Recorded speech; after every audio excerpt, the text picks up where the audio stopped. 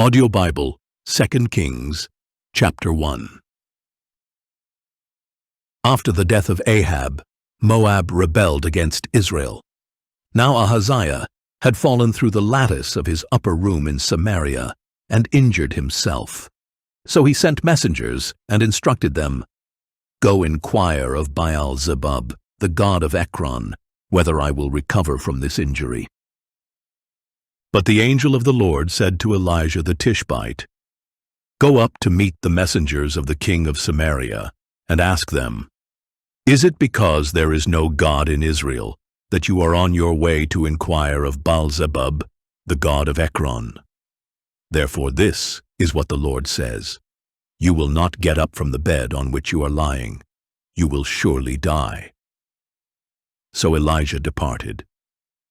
When the messengers returned to the king, he asked them, "Why have you returned?"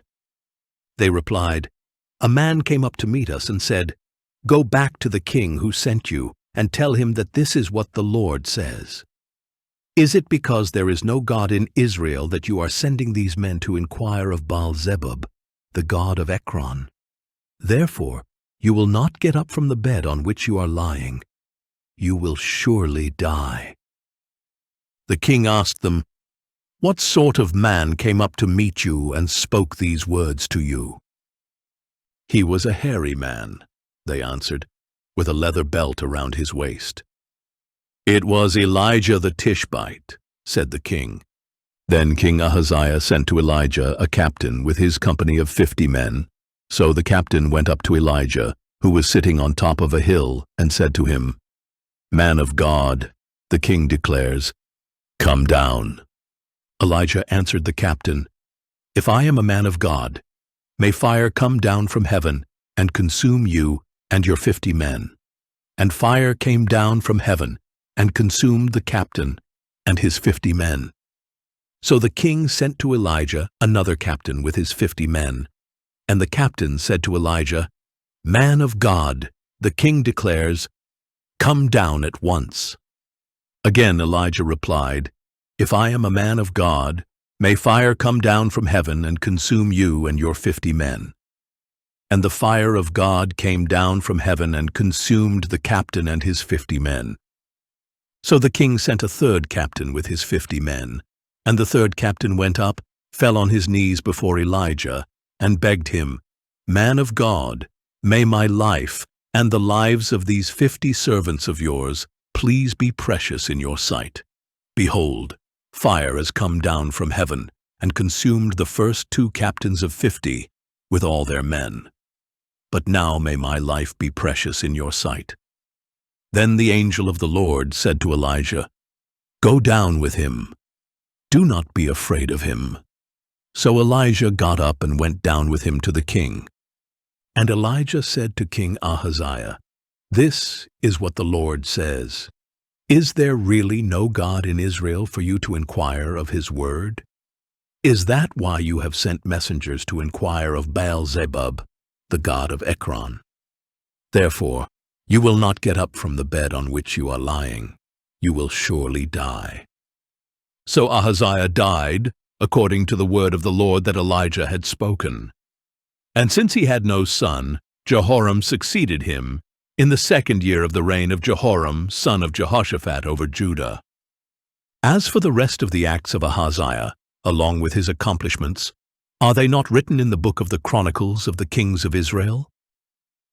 Audio Bible, 2 Kings, chapter 2. Shortly before the Lord took Elijah up to heaven in a whirlwind, Elijah and Elisha were on their way from Gilgal. And Elijah said to Elisha, "Please stay here, for the Lord has sent me on to Bethel." But Elisha replied, "As surely as the Lord lives, and as you yourself live, I will not leave you." So they went down to Bethel. Then the sons of the prophets at Bethel came out to Elisha and said, "Do you know that the Lord will take your master away from you today?" "Yes, I know," he replied. "Do not speak of it." And Elijah said to Elisha, "Please stay here, for the Lord has sent me on to Jericho." But Elisha replied, "As surely as the Lord lives and as you yourself live, I will not leave you." So they went to Jericho. Then the sons of the prophets at Jericho came up to Elisha and said, "Do you know that the Lord will take your master away from you today?" "Yes, I know," he replied. "Do not speak of it." And Elijah said to Elisha, "Please stay here, for the Lord has sent me on to the Jordan." But Elisha replied, "As surely as the Lord lives and as you yourself live, I will not leave you." So the two of them went on. Then a company of 50 of the sons of the prophets went and stood at a distance, facing Elijah and Elisha, as the two of them stood by the Jordan.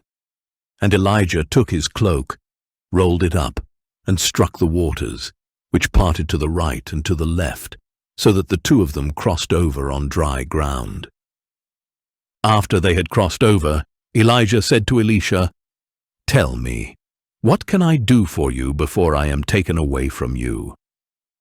"Please let me inherit a double portion of your spirit," Elisha replied. "You have requested a difficult thing," said Elijah. "Nevertheless, if you see me as I am taken from you, it will be yours, but if not, then it will not be so." As they were walking along and talking together, suddenly a chariot of fire with horses of fire appeared and separated the two of them, and Elijah went up into heaven in a whirlwind. As Elisha watched, he cried out, my father, the chariots and horsemen of Israel!" And he saw Elijah no more. So taking hold of his own clothes, he tore them in two. Elisha also picked up the cloak that had fallen from Elijah, and he went back and stood on the bank of the Jordan. Then he took the cloak of Elijah that had fallen from him and struck the waters. "Where now is the Lord, the God of Elijah?" he asked. And when he had struck the waters, they parted to the right and to the left, and Elisha crossed over. When the sons of the prophets who were watching him from Jericho saw what had happened, they said, "The spirit of Elijah rests on Elisha." And they went to meet him and bowed down to the ground before him. "Look now," they said to Elisha, "we your servants have 50 valiant men. Please let them go and search for your master. Perhaps the Spirit of the Lord has taken him up and put him on one of the mountains or in one of the valleys." "Do not send them," Elisha replied. But when they pressed him to the point of embarrassment, he said, "Send them." And they sent 50 men, who searched for 3 days, but did not find Elijah. When they returned to Elisha, who was staying in Jericho, he said to them, "Didn't I tell you not to go?" Then the men of the city said to Elisha, "Please note, our lord, that the city's location is good, as you can see, but the water is bad, and the land is unfruitful." "Bring me a new bowl," he replied, "and put some salt in it." So they brought it to him, and Elisha went out to the spring, cast the salt into it, and said, "This is what the Lord says. I have healed this water. No longer will it cause death or unfruitfulness." And the waters there have been healthy to this day, according to the word spoken by Elisha. From there, Elisha went up to Bethel, and as he was walking up the road, a group of boys came out of the city and jeered at him, chanting, "Go up, you bald head! Go up, you bald head!" Then he turned around, looked at them, and called down a curse on them in the name of the Lord. Suddenly, 2 female bears came out of the woods and mauled 42 of the boys. And Elisha went on to Mount Carmel, and from there he returned to Samaria. Lie Audio Bible, 2 Kings, chapter 3. In the 18th year of Jehoshaphat's reign over Judah, Jehoram, son of Ahab, became king of Israel, and he reigned in Samaria 12 years. And he did evil in the sight of the Lord, but not as his father and mother had done. He removed the sacred pillar of Baal that his father had made. Nevertheless, he clung to the sins that Jeroboam son of Nebat had caused Israel to commit. He did not turn away from them. Now Mesha king of Moab was a sheep breeder, and he would render to the king of Israel 100,000 lambs, and the wool of 100,000 rams. But after the death of Ahab, the king of Moab rebelled against the king of Israel. So at that time, King Jehoram set out from Samaria and mobilized all Israel. And he sent a message to Jehoshaphat, king of Judah. "The king of Moab has rebelled against me. Will you go with me to fight against Moab?" "I will go," replied Jehoshaphat. "I am as you are. My people are your people, and my horses are your horses." Then he asked, "Which way shall we go up?" "By way of the desert of Edom," replied Joram. So the king of Israel, the king of Judah, and the king of Edom set out, and after they had traveled a roundabout route for 7 days, they had no water for their army or for their animals. "Alas," said the king of Israel, "for the Lord has summoned these 3 kings to deliver them into the hand of Moab." But Jehoshaphat asked, "Is there no prophet of the Lord here? Let us inquire of the Lord through him." And one of the servants of the king of Israel answered, "Elisha, son of Shaphat, is here. He used to pour water on the hands of Elijah." Jehoshaphat affirmed, "The word of the Lord is with him." So the king of Israel and Jehoshaphat and the king of Edom went down to him. Elisha, however, said to the king of Israel, "What have we to do with each other? Go to the prophets of your father and of your mother." "No," replied the king of Israel, "for it is the Lord who has summoned these 3 kings to deliver them into the hand of Moab." Then Elisha said, "As surely as the Lord of hosts lives, before whom I stand, were it not for my regard for the presence of Jehoshaphat king of Judah, I would not look at you or acknowledge you. But now bring me a harpist." And while the harpist played, the hand of the Lord came upon Elisha, and he said, "This is what the Lord says, dig this valley full of ditches. For the Lord says, you will not see wind or rain, but the valley will be filled with water, and you will drink, you and your cattle and your animals. This is a simple matter in the sight of the Lord, and he will also deliver the Moabites into your hand. And you shall attack every fortified city and every city of importance. You shall cut down every good tree, stop up every spring, and ruin every good field with stones."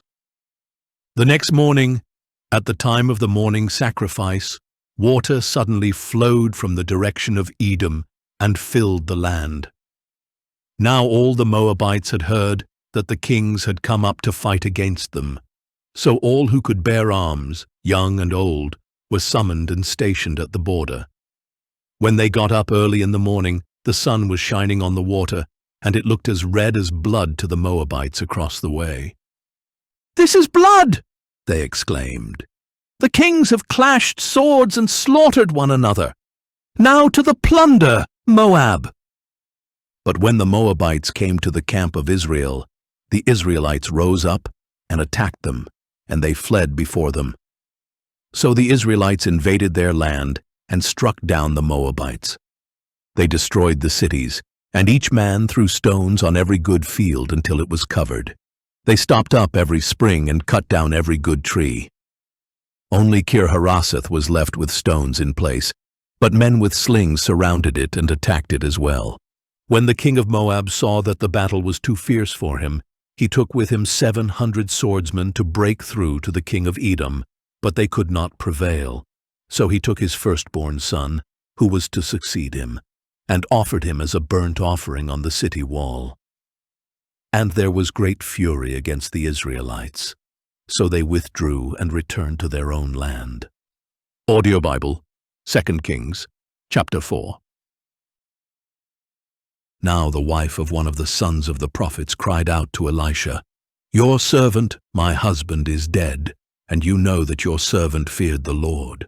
And now his creditor is coming to take my 2 children as his slaves. How can I help you?" asked Elisha. "Tell me, what do you have in the house?" She answered, "Your servant has nothing in the house but a jar of oil." "Go," said Elisha, "borrow empty jars from all your neighbors, Do not gather just a few. Then go inside, shut the door behind you and your sons, and pour oil into all these jars, setting the full ones aside." So she left him, and after she had shut the door behind her and her sons, they kept bringing jars to her, and she kept pouring. When all the jars were full, she said to her son, "Bring me another." But he replied, "There are no more jars." Then the oil stopped flowing. She went and told the man of God, and he said, "Go, sell the oil and pay your debt. Then you and your sons can live on the remainder." One day Elisha went to Shunem, and a prominent woman who lived there persuaded him to have a meal. So whenever he would pass by, he would stop there to eat. Then the woman said to her husband, "Behold, now I know that the one who often comes our way is a holy man of God. Please let us make a small room upstairs, and put in it a bed, a table, a chair, and a lamp for him. Then when he comes to us, he can stay there." One day Elisha came to visit and went to his upper room to lie down, and he said to Gehazi his servant, "Call the Shunammite woman."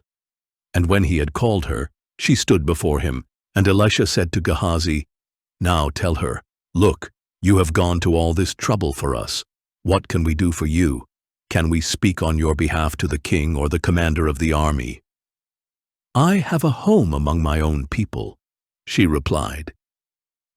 So he asked, 'Then what should be done for her?'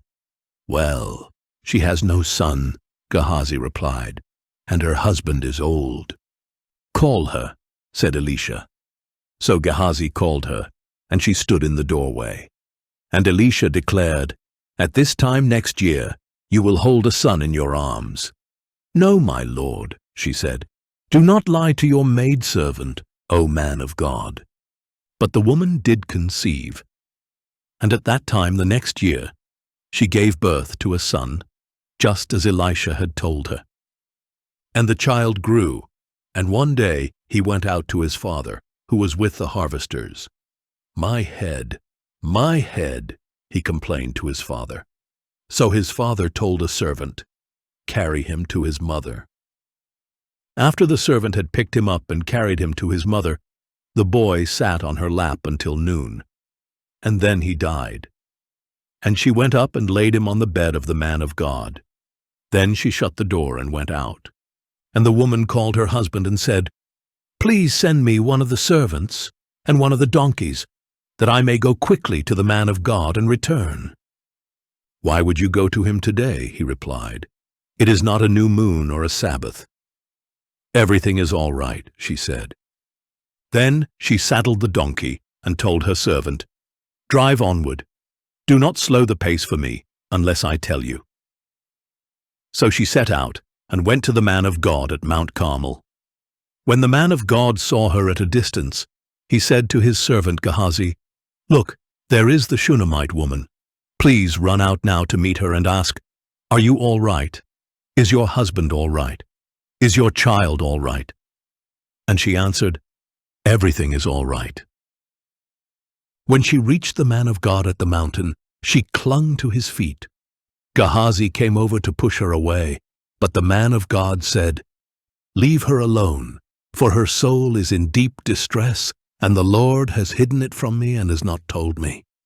Then she said, "Did I ask you for a son, my lord? Didn't I say, 'Do not deceive me'?" So Elisha said to Gehazi, "Tie up your garment, take my staff in your hand, and go.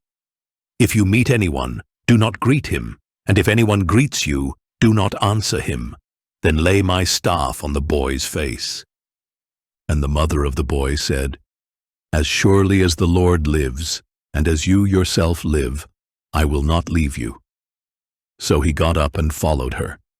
Gehazi went on ahead of them and laid the staff on the boy's face, but there was no sound or response. So he went back to meet Elisha and told him, "The boy has not awakened."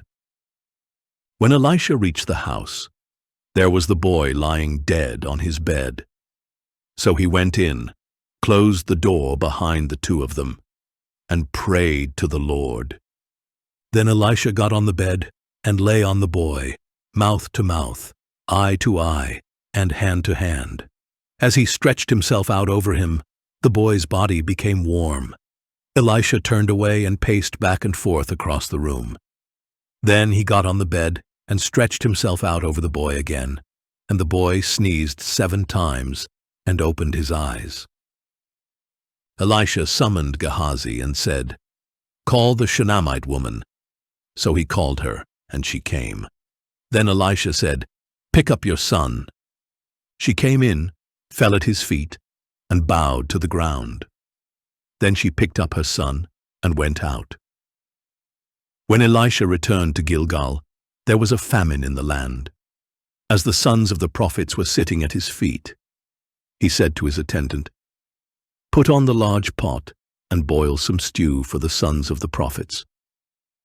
One of them went out to the field to gather herbs, and he found a wild vine, from which he gathered as many wild gourds as his garment could hold. Then he came back and cut them up into the pot of stew, though no one knew what they were, and they poured it out for the men to eat. But when they tasted the stew, they cried out, "There is death in the pot, O man of God," and they could not eat it. Then Elisha said, "Get some flour." He threw it into the pot and said, "Pour it out for the people to eat." And there was nothing harmful in the pot.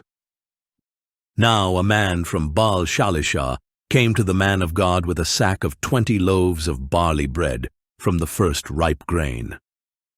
"Give it to the people to eat," said Elisha. But his servant asked, "How am I to set 20 loaves before 100 men?" "Give it to the people to eat," said Elisha, "for this is what the Lord says, they will eat and have some left over." So he set it before them, and they ate and had some left over, according to the word of the Lord. Audio Bible, 2 Kings, chapter 5. Now Naaman, the commander of the army of the king of Aram, was a great man in his master's sight and highly regarded, for through him the Lord had given victory to Aram. And he was a mighty man of valor, but he was a leper.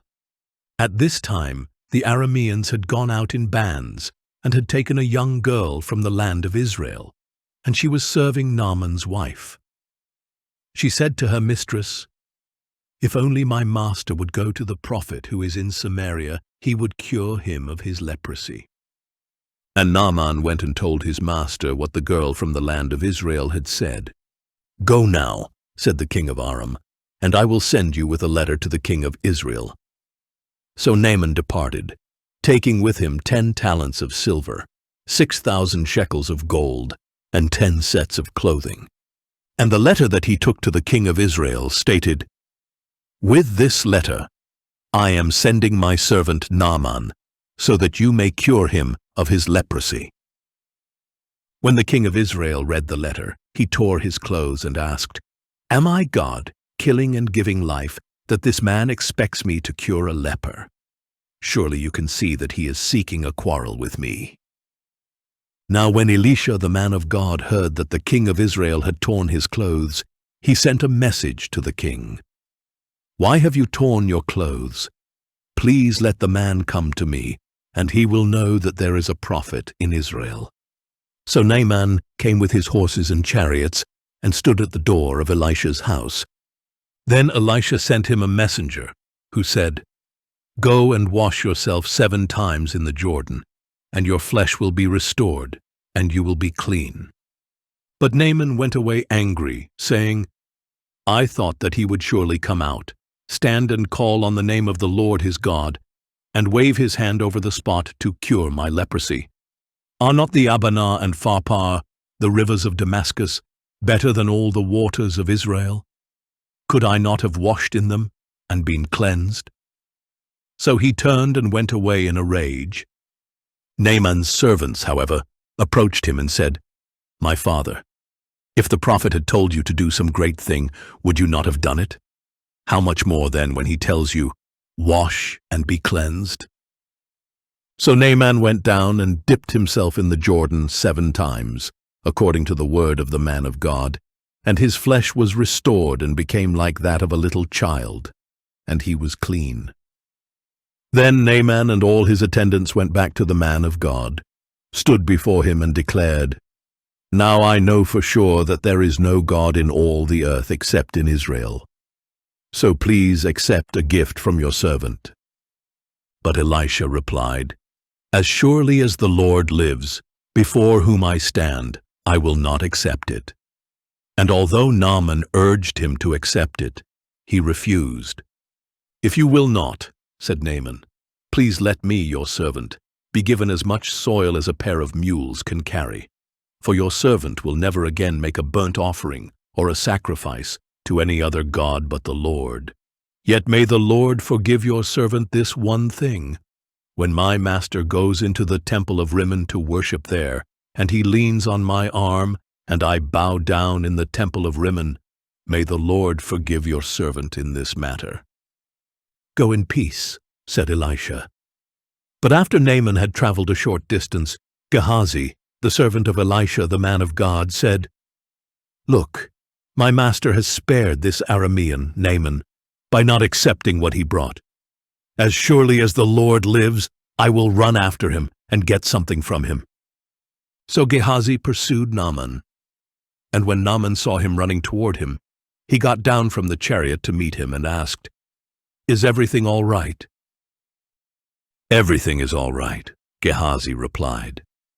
"My master has sent me to say, 'Look, 2 young men from the sons of the prophets have just now come to me from the hill country of Ephraim. Please give them a talent of silver and 2 sets of clothing.' But Naaman insisted, 'Please take 2 talents. And he urged Gehazi to accept them. Then he tied up 2 talents of silver in 2 bags, along with 2 sets of clothing, and gave them to 2 of his servants, who carried them ahead of Gehazi.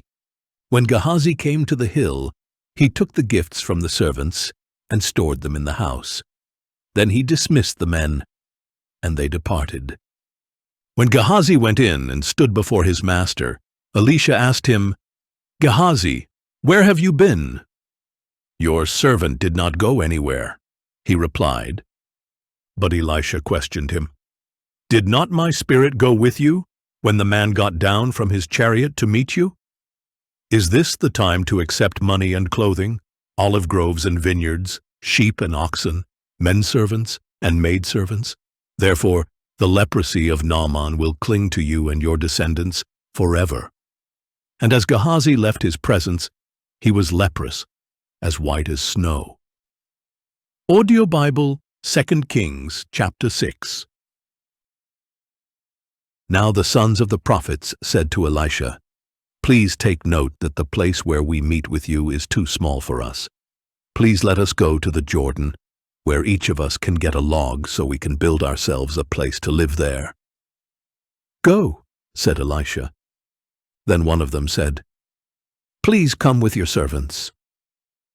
"I will come," he replied. So Elisha went with them, and when they came to the Jordan, they began to cut down some trees. As one of them was cutting down a tree, the iron axe head fell into the water. "Oh, my master," he cried out, "it was borrowed." "Where did it fall?" asked the man of God. And when he showed him the place, the man of God cut a stick, threw it there, and made the iron float. "Lift it out," he said, and the man reached out his hand and took it. Now the king of Aram was at war against Israel. After consulting with his servants, he said, "My camp will be in such and such a place." Then the man of God sent word to the king of Israel, "Be careful not to pass by this place, for the Arameans are going down there." So the king of Israel sent word to the place the man of God had pointed out. Time and again Elisha warned the king, so that he was on his guard in such places. For this reason the king of Aram became enraged, and called his servants to demand of them, "Tell me, which one of us is on the side of the king of Israel?" But one of his servants replied, "No one, my lord the king. For Elisha, the prophet in Israel, tells the king of Israel the very words you speak in your bedroom." So the king said, "Go and see where he is, that I may send men to capture him." On receiving the report, "Elisha is in Dothan," the king of Aram sent horses, chariots, and a great army. They went there by night and surrounded the city. When the servant of the man of God got up and went out early in the morning, behold, an army with horses and chariots had surrounded the city. So he asked Elisha, "O my master, what are we to do?" "Do not be afraid," Elisha answered, "for those who are with us are more than those who are with them." Then Elisha prayed, "O Lord, please open his eyes that he may see." And the Lord opened the eyes of the young man, and he saw that the hills were full of horses and chariots of fire all around Elisha. As the Arameans came down against him, Elisha prayed to the Lord, "Please strike these people with blindness." So he struck them with blindness, according to the word of Elisha. And Elisha told them, "This is not the way, and this is not the city. Follow me, and I will take you to the man you are seeking." And he led them to Samaria. When they had entered Samaria, Elisha said, "O Lord, open the eyes of these men that they may see." Then the Lord opened their eyes, and they looked around and discovered that they were in Samaria. And when the king of Israel saw them, he asked Elisha, "My father, shall I kill them? Shall I kill them?" "Do not kill them," he replied. "Would you kill those you have captured with your own sword or bow? Set food and water before them, that they may eat and drink and then return to their master." So the king prepared a great feast for them, and after they had finished eating and drinking, he sent them away, and they returned to their master. And the Aramean raiders did not come into the land of Israel again. Some time later, Ben-Hadad, king of Aram, assembled his entire army and marched up to besiege Samaria. So there was a great famine in Samaria. Indeed, they besieged the city so long that a donkey's head sold for 80 shekels of silver, and a quarter cab of dove's dung sold for 5 shekels of silver. As the king of Israel was passing by on the wall, a woman cried out to him, "Help me, my lord, the king." He answered, "If the Lord does not help you, where can I find help for you? From the threshing floor or the winepress?" Then the king asked her, "What is the matter?" And she answered, "This woman said to me, 'Give up your son, that we may eat him, and tomorrow we will eat my son.' So we boiled my son and ate him, and the next day I said to her, 'Give up your son, that we may eat him.' But she had hidden her son." When the king heard the words of the woman, he tore his clothes. And as he passed by on the wall, the people saw the sackcloth under his clothes, next to his skin. He announced, "May God punish me, and ever so severely, if the head of Elisha son of Shaphat remains on his shoulders through this day." Now Elisha was sitting in his house, and the elders were sitting with him. The king sent a messenger ahead, but before he arrived, Elisha said to the elders, "Do you see how this murderer has sent someone to cut off my head? Look, when the messenger comes, shut the door to keep him out. Is not the sound of his master's footsteps behind him?" While Elisha was still speaking with them, the messenger came down to him, and the king said, "This calamity is from the Lord. Why should I wait for the Lord any longer?" Audio Bible, 2 Kings chapter 7. Then Elisha said, "Hear the word of the Lord. This is what the Lord says. About this time tomorrow at the gate of Samaria, a sea of fine flour will sell for a shekel, and 2 seahs of barley will sell for a shekel." But the officer on whose arm the king leaned answered the man of God, "Look, even if the Lord were to make windows in heaven, could this really happen?" "You will see it with your own eyes," replied Elisha, "but you will not eat any of it." Now there were 4 men with leprosy at the entrance of the city gate, and they said to one another, "Why just sit here until we die? If we say, 'Let us go into the city,' we will die there from the famine in the city." But if we sit here, we will also die. So come now, let us go over to the camp of the Arameans. If they let us live, we will live. If they kill us, we will die." So they arose at twilight and went to the camp of the Arameans. But when they came to the outskirts of the camp, there was not a man to be found. For the Lord had caused the Arameans to hear the sound of chariots, horses, and a great army, so that they said to one another, "Look, the king of Israel must have hired the kings of the Hittites and Egyptians to attack us." Thus the Arameans had arisen and fled at twilight, abandoning their tents and horses and donkeys. The camp was intact, and they had run for their lives. When the lepers reached the edge of the camp, they went into a tent to eat and drink. Then they carried off the silver, gold, and clothing, and went and hid them. On returning, they entered another tent, carried off some items from there, and hid them. Finally, they said to one another, "We are not doing what is right. Today is a day of good news. If we are silent and wait until morning light, our sin will overtake us. Now, therefore, let us go and tell the king's household." So they went and called out to the gatekeepers of the city, saying, "We went to the Aramean camp, and no one was there, not a trace, only tethered horses and donkeys, and the tents were intact." The gatekeepers shouted the news, and it was reported to the king's household. So the king got up in the night and said to his servants, "Let me tell you what the Arameans have done to us. They know we are starving, so they have left the camp to hide in the field, thinking, 'When they come out of the city, we will take them alive and enter the city.'"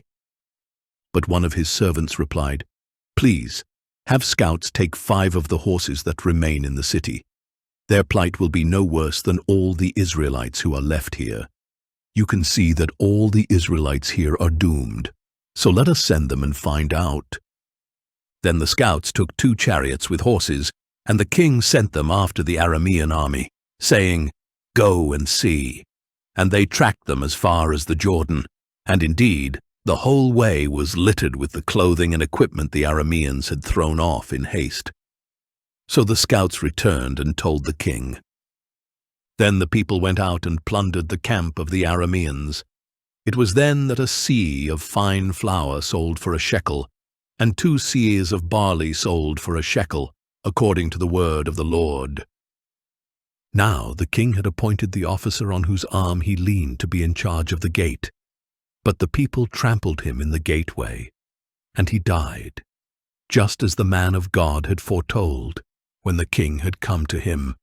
It happened just as the man of God had told the king. "About this time tomorrow at the gate of Samaria, 2 seahs of barley will sell for a shekel, and a seah of fine flour will sell for a shekel." And the officer had answered the man of God, "Look, even if the Lord were to make windows in heaven, could this really happen?" So Elisha had replied, "You will see it with your own eyes, but you will not eat any of it." And that is just what happened to him. The people trampled him in the gateway, and he died. Audio Bible, 2 Kings, chapter 8. Now Elisha had said to the woman whose son he had restored to life, "Arise, you and your household. Go and live as a foreigner wherever you can, for the Lord has decreed that a 7-year famine will come to the land." So the woman had proceeded to do as the man of God had instructed, and she and her household lived as foreigners for 7 years in the land of the Philistines. At the end of 7 years, when the woman returned from the land of the Philistines, she went to the king to appeal for her house and her land. Now the king had been speaking to Gehazi, the servant of the man of God, saying, "Please relate to me all the great things Elisha has done." And Gehazi was telling the king how Elisha had brought the dead back to life. Just then, the woman whose son Elisha had revived came to appeal to the king for her house and her land. So Gehazi said, "My lord the king, this is the woman, and this is the son, Elisha restored to life. When the king asked the woman, she confirmed it. So the king appointed for her an officer, saying, "Restore all that was hers, along with all the proceeds of the field, from the day that she left the country until now." Then Elisha came to Damascus while Ben-Hadad, king of Aram, was sick, and the king was told, "The man of God has come here." So the king said to Hazael, "Take a gift in your hand. Go to meet the man of God, and inquire of the Lord through him. Will I recover from this illness?" So Hazael went to meet Elisha, taking with him a gift of 40 camel loads of every good thing from Damascus. And he went in and stood before him and said, "Your son Ben-Hadad, king of Aram, has sent me to ask, will I recover from this illness?" Elisha answered, "Go and tell him, you will surely recover. But the Lord has shown me that in fact he will die." Elisha fixed his gaze steadily on him until Hazael became uncomfortable. Then the man of God began to weep. "Why is my Lord weeping?" asked Hazael. "Because I know the evil you will do to the Israelites," Elisha replied. "You will set fire to their fortresses, kill their young men with the sword, dash their little ones to pieces, and rip open their pregnant women." "But how could your servant, a mere dog, do such a monstrous thing?" said Hazael. And Elisha answered, "The Lord has shown me that you will be king over Aram." So Hazael left Elisha and went to his master, who asked him, "What did Elisha say to you?" And he replied, "He told me that you would surely recover." But the next day Hazael took a thick cloth, dipped it in water, and spread it over the king's face. So Ben-Hadad died, and Hazael reigned in his place. In the 5th year of the reign of Joram son of Ahab over Israel, Jehoram son of Jehoshaphat succeeded his father as king of Judah. Jehoram was 32 years old when he became king, and he reigned in Jerusalem 8 years. And Jehoram walked in the ways of the kings of Israel, just as the house of Ahab had done. For he married a daughter of Ahab, and did evil in the sight of the Lord. Yet, for the sake of his servant David, the Lord was unwilling to destroy Judah, since he had promised to maintain a lamp for David and his descendants forever. In the days of Jehoram, Edom rebelled against the hand of Judah and appointed their own king. So Jehoram crossed over to Zair with all his chariots. When the Edomites surrounded him and his chariot commanders, he rose up and attacked by night. His troops, however, fled to their homes. So to this day, Edom has been in rebellion against the hand of Judah. Likewise, Libnah rebelled at the same time. As for the rest of the acts of Jehoram, along with all his accomplishments, are they not written in the book of the Chronicles of the kings of Judah? And Jehoram rested with his fathers, and was buried with them in the city of David. And his son Ahaziah reigned in his place. In the 12th year of the reign of Joram son of Ahab over Israel, Ahaziah son of Jehoram became king of Judah. Ahaziah was 22 years old when he became king, and he reigned in Jerusalem 1 year. His mother's name was Athaliah, the granddaughter of Omri king of Israel. And Ahaziah walked in the ways of the house of Ahab, and did evil in the sight of the Lord like the house of Ahab, for he was a son-in-law of the house of Ahab.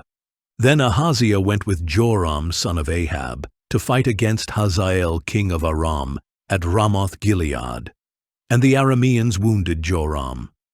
So King Joram returned to Jezreel to recover from the wounds that the Arameans had inflicted on him at Ramah, when he fought against Hazael king of Aram. Then Ahaziah son of Jehoram king of Judah went down to Jezreel to visit Joram son of Ahab, because Joram had been wounded. Or Audio Bible, 2 Kings, chapter 9. Now, Elisha the prophet summoned one of the sons of the prophets and said to him, "Tuck your cloak under your belt. Take this flask of oil and go to Ramoth-Gilead. When you arrive, look for Jehu, son of Jehoshaphat, the son of Nimshi. Go in, get him away from his companions, and take him to an inner room. Then take the flask of oil, pour it on his head, and declare, 'This is what the Lord says, I anoint you king over Israel.' Then open the door and run. Do not delay." So the young prophet went to Ramoth-Gilead, and when he arrived, the army commanders were sitting there. "I have a message for you, commander," he said. "For which of us?" asked Jehu. "For you, commander," he replied. So Jehu got up and went into the house, where the young prophet poured the oil on his head, and declared, "This is what the Lord, the God of Israel, says. I anoint you king over the Lord's people Israel, and you are to strike down the house of your master Ahab, so that I may avenge the blood of my servants the prophets, and the blood of all the servants of the Lord shed by the hand of Jezebel. The whole house of Ahab will perish, and I will cut off from Ahab every male, both slave and free, in Israel. I will make the house of Ahab like the houses of Jeroboam son of Nebat, and Baasha son of Ahijah. And on the plot of ground at Jezreel the dogs will devour Jezebel, and there will be no one to bury her." Then the young prophet opened the door and ran. When Jehu went out to the servants of his master, they asked, "Is everything all right? Why did this madman come to you?" "You know his kind and their babble," he replied. "That is a lie," they said. "Tell us now." So Jehu answered, "He talked to me about this and that, saying, 'This is what the Lord says, I anoint you king over Israel.'" Quickly each man took his garment and put it under Jehu on the bare steps. Then they blew the ram's horn and proclaimed, "Jehu is king." Thus Jehu son of Jehoshaphat, the son of Nimshi, conspired against Joram. Now Joram and all Israel had been defending Ramoth-Gilead against Hazael king of Aram, but King Joram had returned to Jezreel to recover from the wounds he had suffered at the hands of the Arameans in the battle against Hazael their king. So Jehu said, "If you commanders wish to make me king, then do not let anyone escape from the city to go and tell it in Jezreel." Then Jehu got into his chariot and went to Jezreel, because Joram was laid up there, and Ahaziah king of Judah had gone down to see him. Now the watchman standing on the tower in Jezreel saw Jehu's troops approaching, and he called out, "I see a company of troops." "Choose a rider," Joram commanded. "Send him out to meet them and ask, 'Have you come in peace?'" So a horseman rode off to meet Jehu and said, "This is what the king asks. Have you come in peace?" "What do you know about peace?" Jehu replied. "Fall in behind me." And the watchman reported, "The messenger reached them, but he is not coming back." So the king sent out a second horseman, who went to them and said, "This is what the king asks. Have you come in peace?" "What do you know about peace?" Jehu replied. "Fall in behind me." Again the watchman reported, "He reached them, but he is not coming back. And the charioteer is driving like Jehu son of Nimshi. He is driving like a madman." "Harness!" Joram shouted, and they harnessed his chariot. Then Joram king of Israel and Ahaziah king of Judah set out, each in his own chariot, and met Jehu on the property of Naboth the Jezreelite. When Joram saw Jehu, he asked, "Have you come in peace, Jehu?" "How can there be peace," he replied, "as long as the idolatry and witchcraft of your mother Jezebel abound?" Joram turned around and fled, calling out to Ahaziah, "Treachery, Ahaziah!" Then Jehu drew his bow and shot Joram between the shoulders. The arrow pierced his heart, and he slumped down in his chariot. And Jehu said to Bidkar his officer, "Pick him up and throw him into the field of Naboth the Jezreelite. For remember that when you and I were riding together behind his father Ahab, the Lord lifted up this burden against him.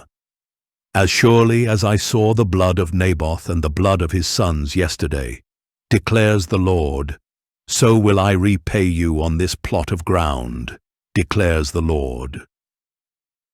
Now then, according to the word of the Lord, pick him up and throw him on the plot of ground." When King Ahaziah of Judah saw this, he fled up the road toward Beth-Haggan. And Jehu pursued him, shouting, "Shoot him too!" So they shot Ahaziah in his chariot on the ascent of Gur near Ibleam, and he fled to Megiddo and died there.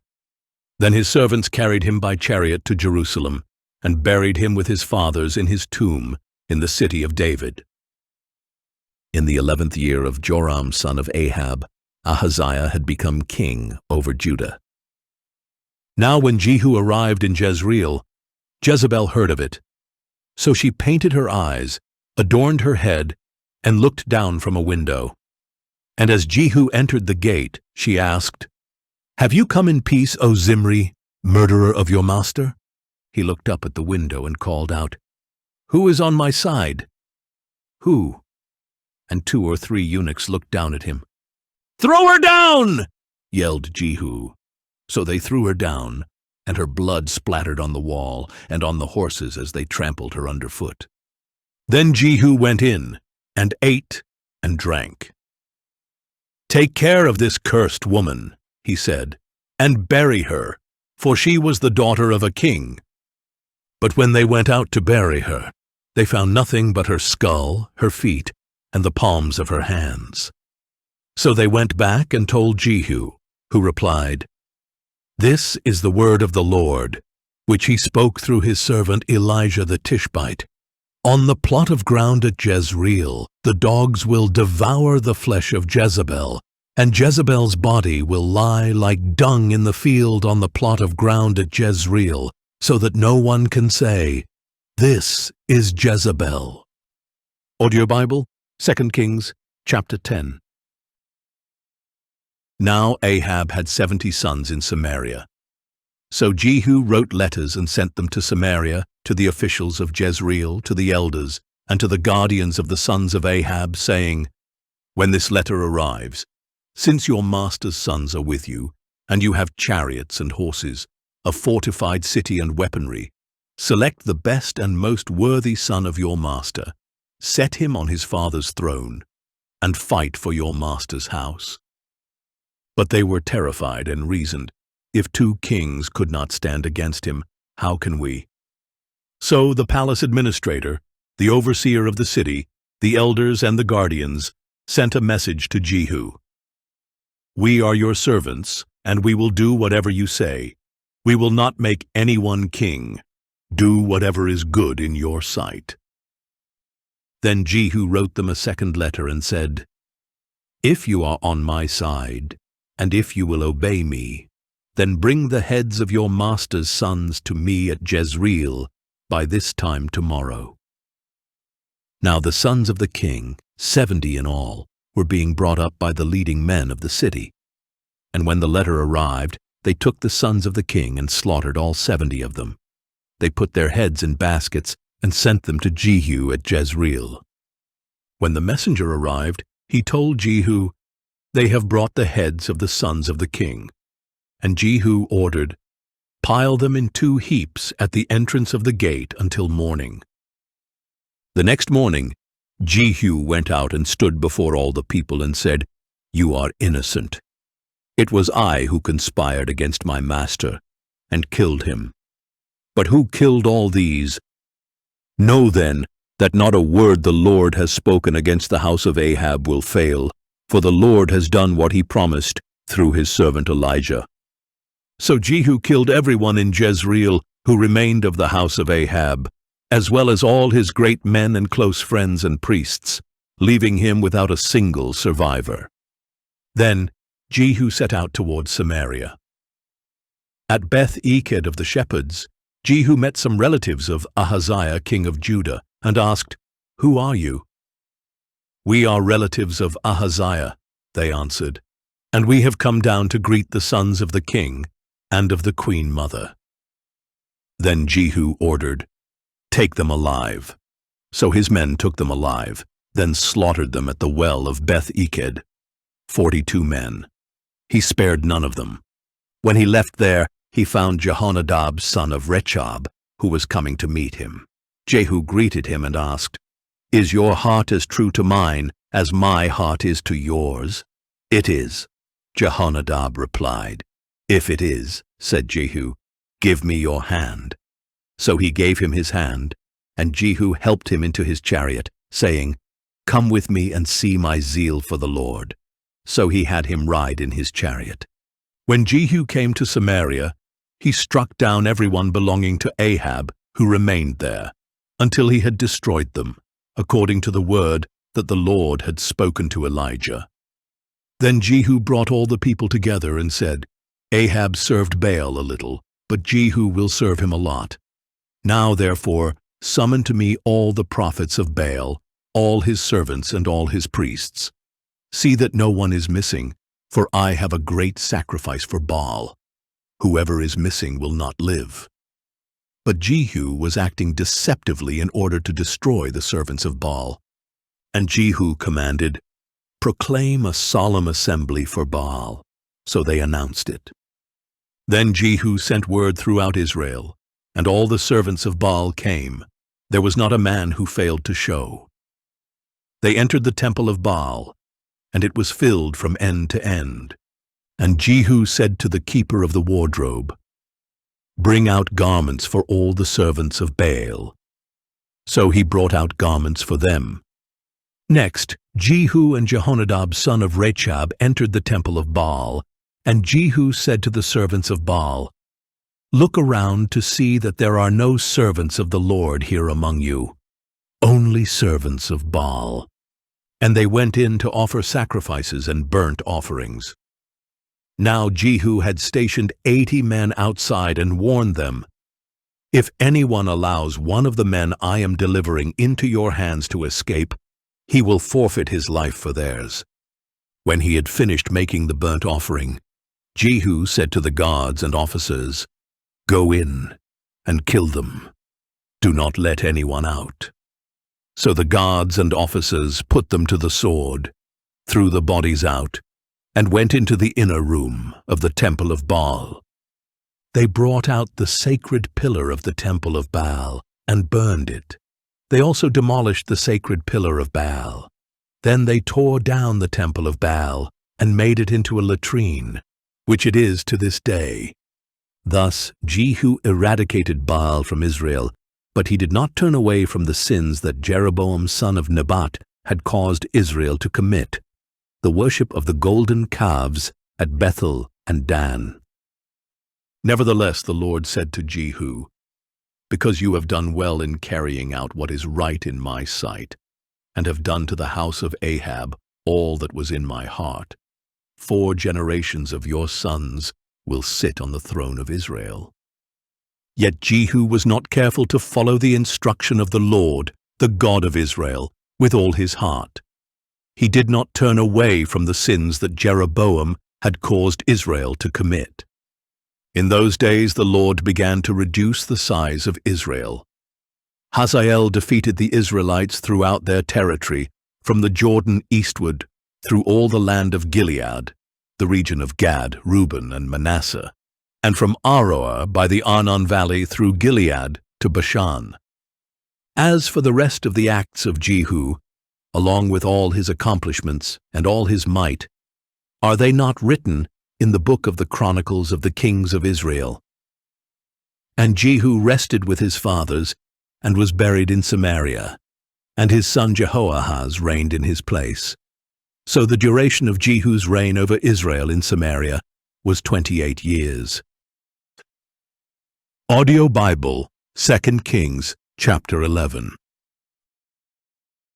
When Athaliah the mother of Ahaziah saw that her son was dead, she proceeded to annihilate all the royal heirs. But Jehosheba, daughter of King Joram, the sister of Ahaziah, took Joash, son of Ahaziah, and stole him away from among the sons of the king who were being murdered. She put him and his nurse in a bedroom to hide him from Athaliah, and he was not killed. And Joash remained hidden with his nurse in the house of the Lord for 6 years, while Athaliah ruled the land. Then, in the 7th year, Jehoiada sent for the commanders of hundreds, the Carites, and the guards, and had them brought into the house of the Lord. There he made a covenant with them and put them under oath. He showed them the king's son and commanded them, "This is what you are to do. A third of you who come on duty on the Sabbath shall guard the royal palace. A third shall be at the gate of Sur, and a third at the gate behind the guards. You are to take turns guarding the temple. The 2 divisions that would go off duty on the Sabbath are to guard the house of the Lord for the king.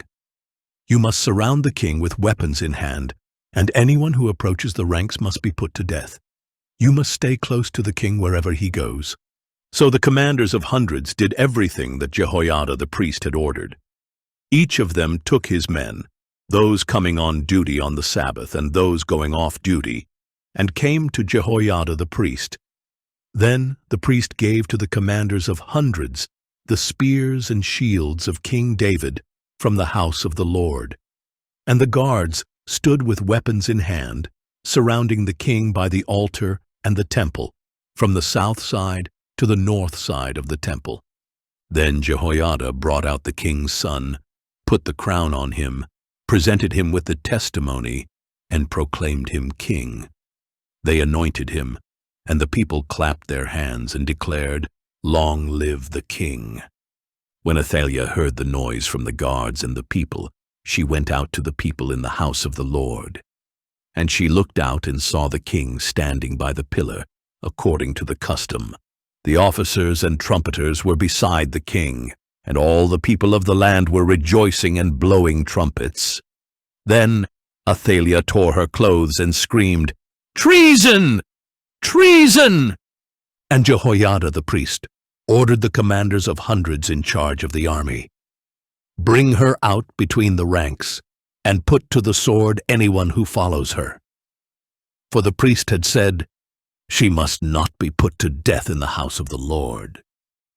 So they seized Athaliah as she reached the horses' entrance to the palace grounds, and there she was put to death. Then Jehoiada made a covenant between the Lord and the king and the people that they would be the Lord's people. He also made a covenant between the king and the people. So all the people of the land went to the temple of Baal and tore it down. They smashed the altars and idols to pieces, and they killed Mattan the priest of Baal in front of the altars. And Jehoiada the priest posted guards for the house of the Lord. He took with him the commanders of hundreds, the Carites, the guards, and all the people of the land. And they brought the king down from the house of the Lord, and entered the royal palace by way of the gate of the guards. Then Joash took his seat on the royal throne, and all the people of the land rejoiced, and the city was quiet, because Athaliah had been put to the sword at the royal palace. Joash was 7 years old when he became king. Audio Bible, 2 Kings, chapter 12. In the 7th year of Jehu, Joash became king, and he reigned in Jerusalem 40 years. His mother's name was Zibiah. She was from Beersheba. And Joash did what was right in the eyes of the Lord all the days he was instructed by Jehoiada the priest. Nevertheless, the high places were not removed. The people continued sacrificing and burning incense there. Then Joash said to the priests, "Collect all the money brought as sacred gifts into the house of the Lord, the census money, the money from vows, and the money brought voluntarily into the house of the Lord. Let every priest receive it from his constituency, and let it be used to repair any damage found in the temple." By the 23rd year of the reign of Joash, however, the priests had not yet repaired the damage to the temple. So King Joash called Jehoiada and the other priests and said, "Why have you not repaired the damage to the temple? Now, therefore, take no more money from your constituency, but hand it over for the repair of the temple." So the priests agreed that they would not receive money from the people, and that they would not repair the temple themselves. Then Jehoiada the priest took a chest, bored a hole in its lid, and set it beside the altar on the right side, as one enters the house of the Lord. There the priests who guarded the threshold put all the money brought into the house of the Lord. Whenever they saw that there was a large amount of money in the chest, the royal scribe and the high priest would go up, count the money brought into the house of the Lord, and tie it up in bags. Then they would put the counted money into the hands of those who supervised the work on the house of the Lord, who in turn would pay those doing the work, the carpenters, builders, masons, and stone cutters. They also purchased timber and dressed stone to repair the damage to the house of the Lord, and they paid the other expenses of the temple repairs. However, the money brought into the house of the Lord was not used for making silver basins, wick trimmers, sprinkling bowls, trumpets, or any articles of gold or silver for the house of the Lord. Instead, it was paid to those doing the work, and with it they repaired the house of the Lord. No accounting was required from the men who received the money to pay the workmen, because they acted with integrity. The money from the guilt offerings and sin offerings was not brought into the house of the Lord. It belonged to the priests. At that time, Hazael king of Aram marched up and fought against Gath and captured it. Then he decided to attack Jerusalem. So King Joash of Judah took all the sacred objects dedicated by his fathers, Jehoshaphat, Jehoram, and Ahaziah, the kings of Judah, along with his own consecrated items, and all the gold found in the treasuries of the house of the Lord and the royal palace, and he sent them to Hazael, king of Aram. So Hazael withdrew from Jerusalem. As for the rest of the acts of Joash, along with all his accomplishments, are they not written in the book of the Chronicles of the kings of Judah? And the servants of Joash rose up and formed a conspiracy, and killed him at Beth Millo, on the road down to Silla. His servants Jozabad son of Shimeath and Jehozabad son of Shomer struck him down, and he died. And they buried him with his fathers in the city of David, and his son Amaziah reigned in his place. Audio Bible, 2 Kings, chapter 13. In the 23rd year of the reign of Joash son of Ahaziah over Judah, Jehoahaz son of Jehu became king of Israel, and he reigned in Samaria 17 years. And he did evil in the sight of the Lord, and followed the sins that Jeroboam son of Nebat had caused Israel to commit. He did not turn away from them. So the anger of the Lord burned against Israel, and he delivered them continually into the hands of Hazael, king of Aram, and his son Ben-Hadad. Then Jehoahaz sought the favor of the Lord, and the Lord listened to him, because he saw the oppression that the king of Aram had inflicted on Israel. So the Lord gave Israel a deliverer, and they escaped the power of the Arameans. Then the people of Israel lived in their own homes as they had before. Nevertheless, they did not turn away from the sins that the house of Jeroboam had caused Israel to commit, but they continued to walk in them. The Asherah pole even remained standing in Samaria. Jehoahaz had no army left except 50 horsemen, 10 chariots, and 10,000 foot soldiers, because the king of Aram had destroyed them and made them like the dust at threshing. As for the rest of the acts of Jehoahaz, along with all his accomplishments and his might, are they not written in the book of the Chronicles of the kings of Israel? And Jehoahaz rested with his fathers and was buried in Samaria. And his son Jehoash reigned in his place. In the 37th year of the reign of Joash over Judah, Jehoash son of Jehoahaz became king of Israel in Samaria, and he reigned 16 years. And he did evil in the sight of the Lord, and did not turn away from all the sins that Jeroboam son of Nebat had caused Israel to commit, but he walked in them. As for the rest of the acts of Jehoash, along with all his accomplishments and his might, including his war against Amaziah king of Judah, are they not written in the book of the Chronicles of the kings of Israel? And Jehoash rested with his fathers, and Jeroboam succeeded him on the throne. Jehoash was buried in Samaria with the kings of Israel. When Elisha had fallen sick with the illness from which he would die, Jehoash king of Israel came down to him and wept over him, saying, my father, the chariots and horsemen of Israel." Elisha told him, "Take a bow and some arrows." So Jehoash took a bow and some arrows. Then Elisha said to the king of Israel, "Put your hand on the bow." So the king put his hand on the bow, and Elisha put his hands on the king's hands. "Open the east window," said Elisha. So he opened it, and Elisha said, "Shoot!" So he shot, and Elisha declared, "This is the Lord's arrow of victory, the arrow of victory over Aram, for you shall strike the Arameans in Aphek until you have put an end to them." Then Elisha said, "Take the arrows." So he took them, and Elisha said to the king of Israel, "Strike the ground." So he struck the ground 3 times and stopped. But the man of God was angry with him and said, "You should have struck the ground 5 or 6 times. Then you would have struck down Aram until you had put an end to it. But now you will strike down Aram only 3 times. And Elisha died and was buried. Now the Moabite raiders used to come into the land every spring.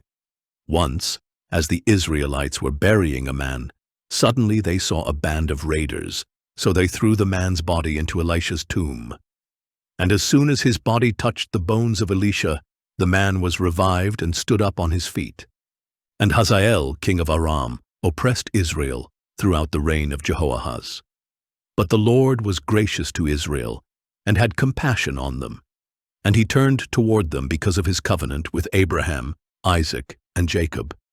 And to this day, the Lord has been unwilling to destroy them or cast them from his presence.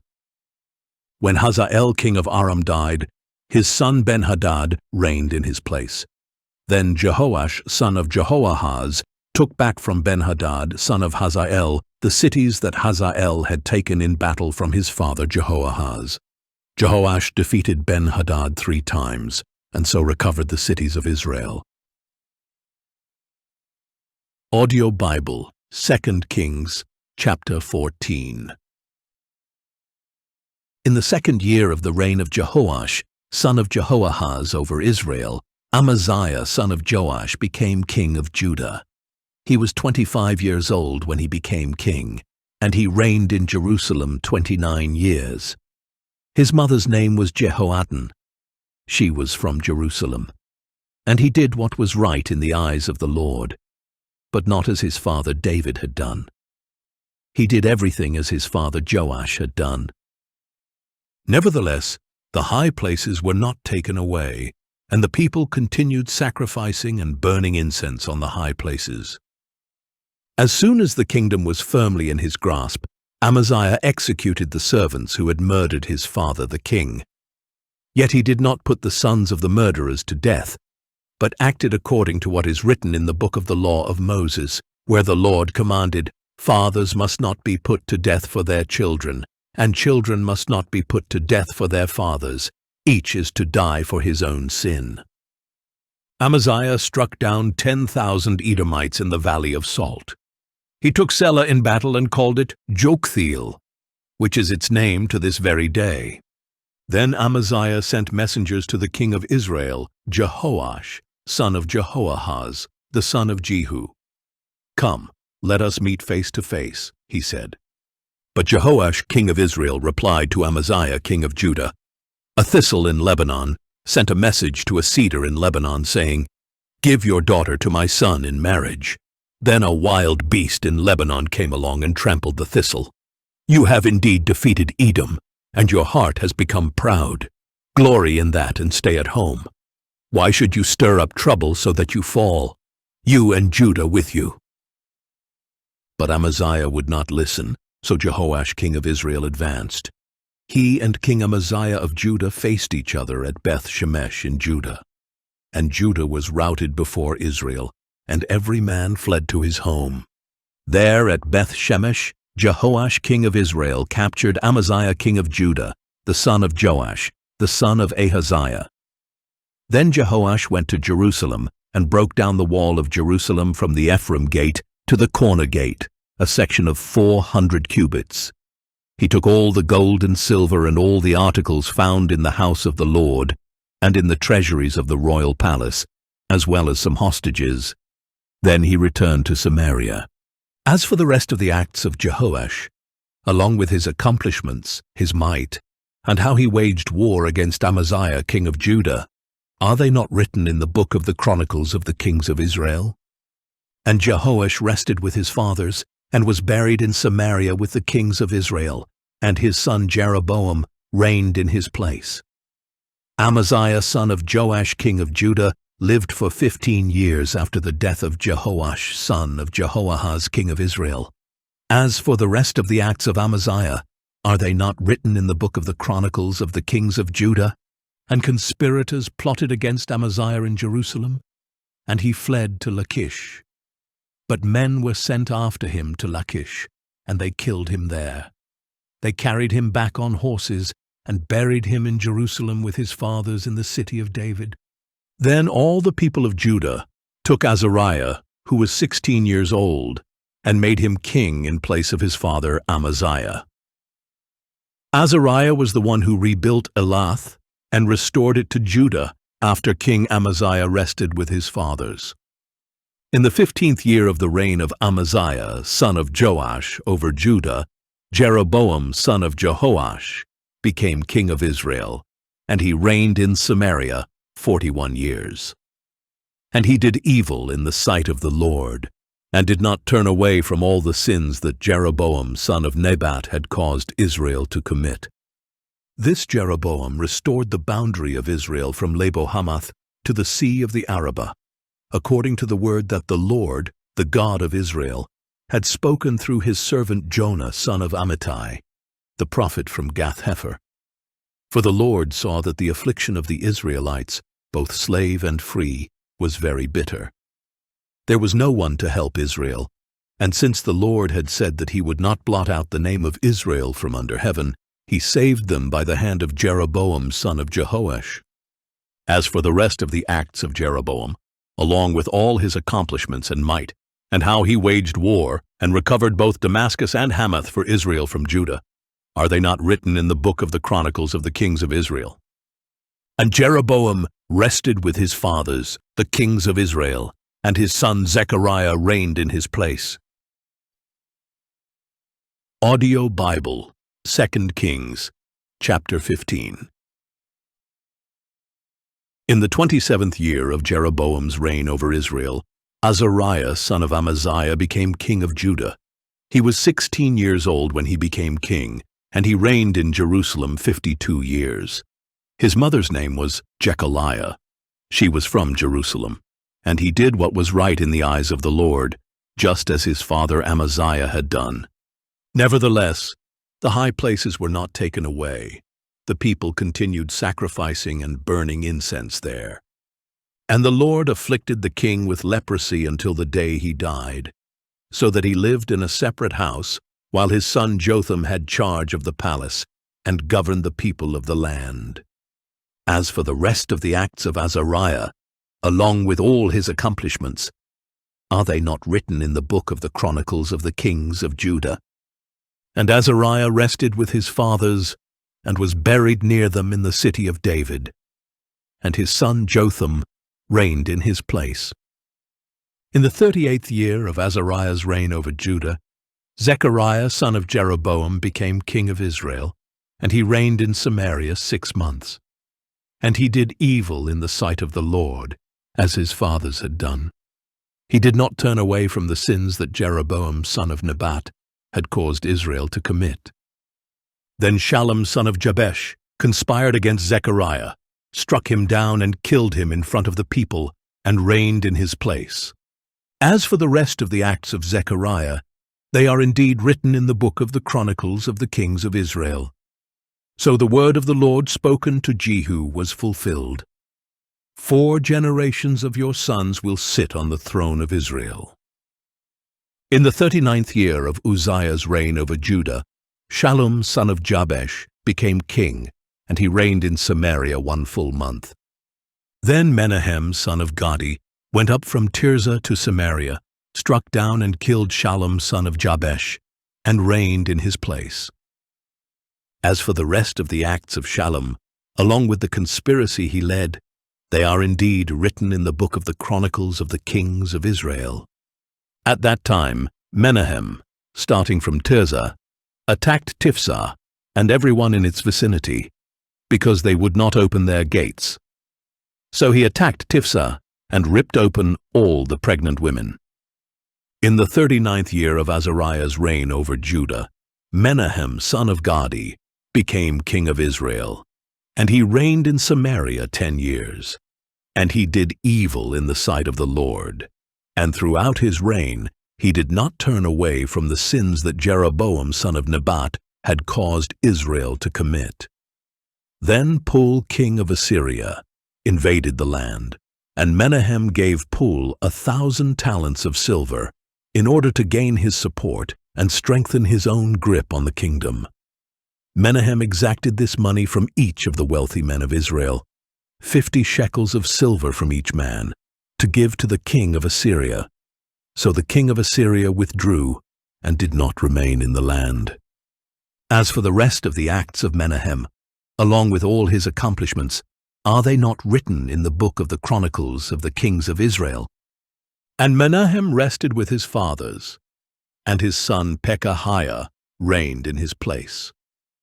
In the 50th year of Azariah's reign over Judah, Pekahiah son of Menahem became king of Israel and reigned in Samaria 2 years.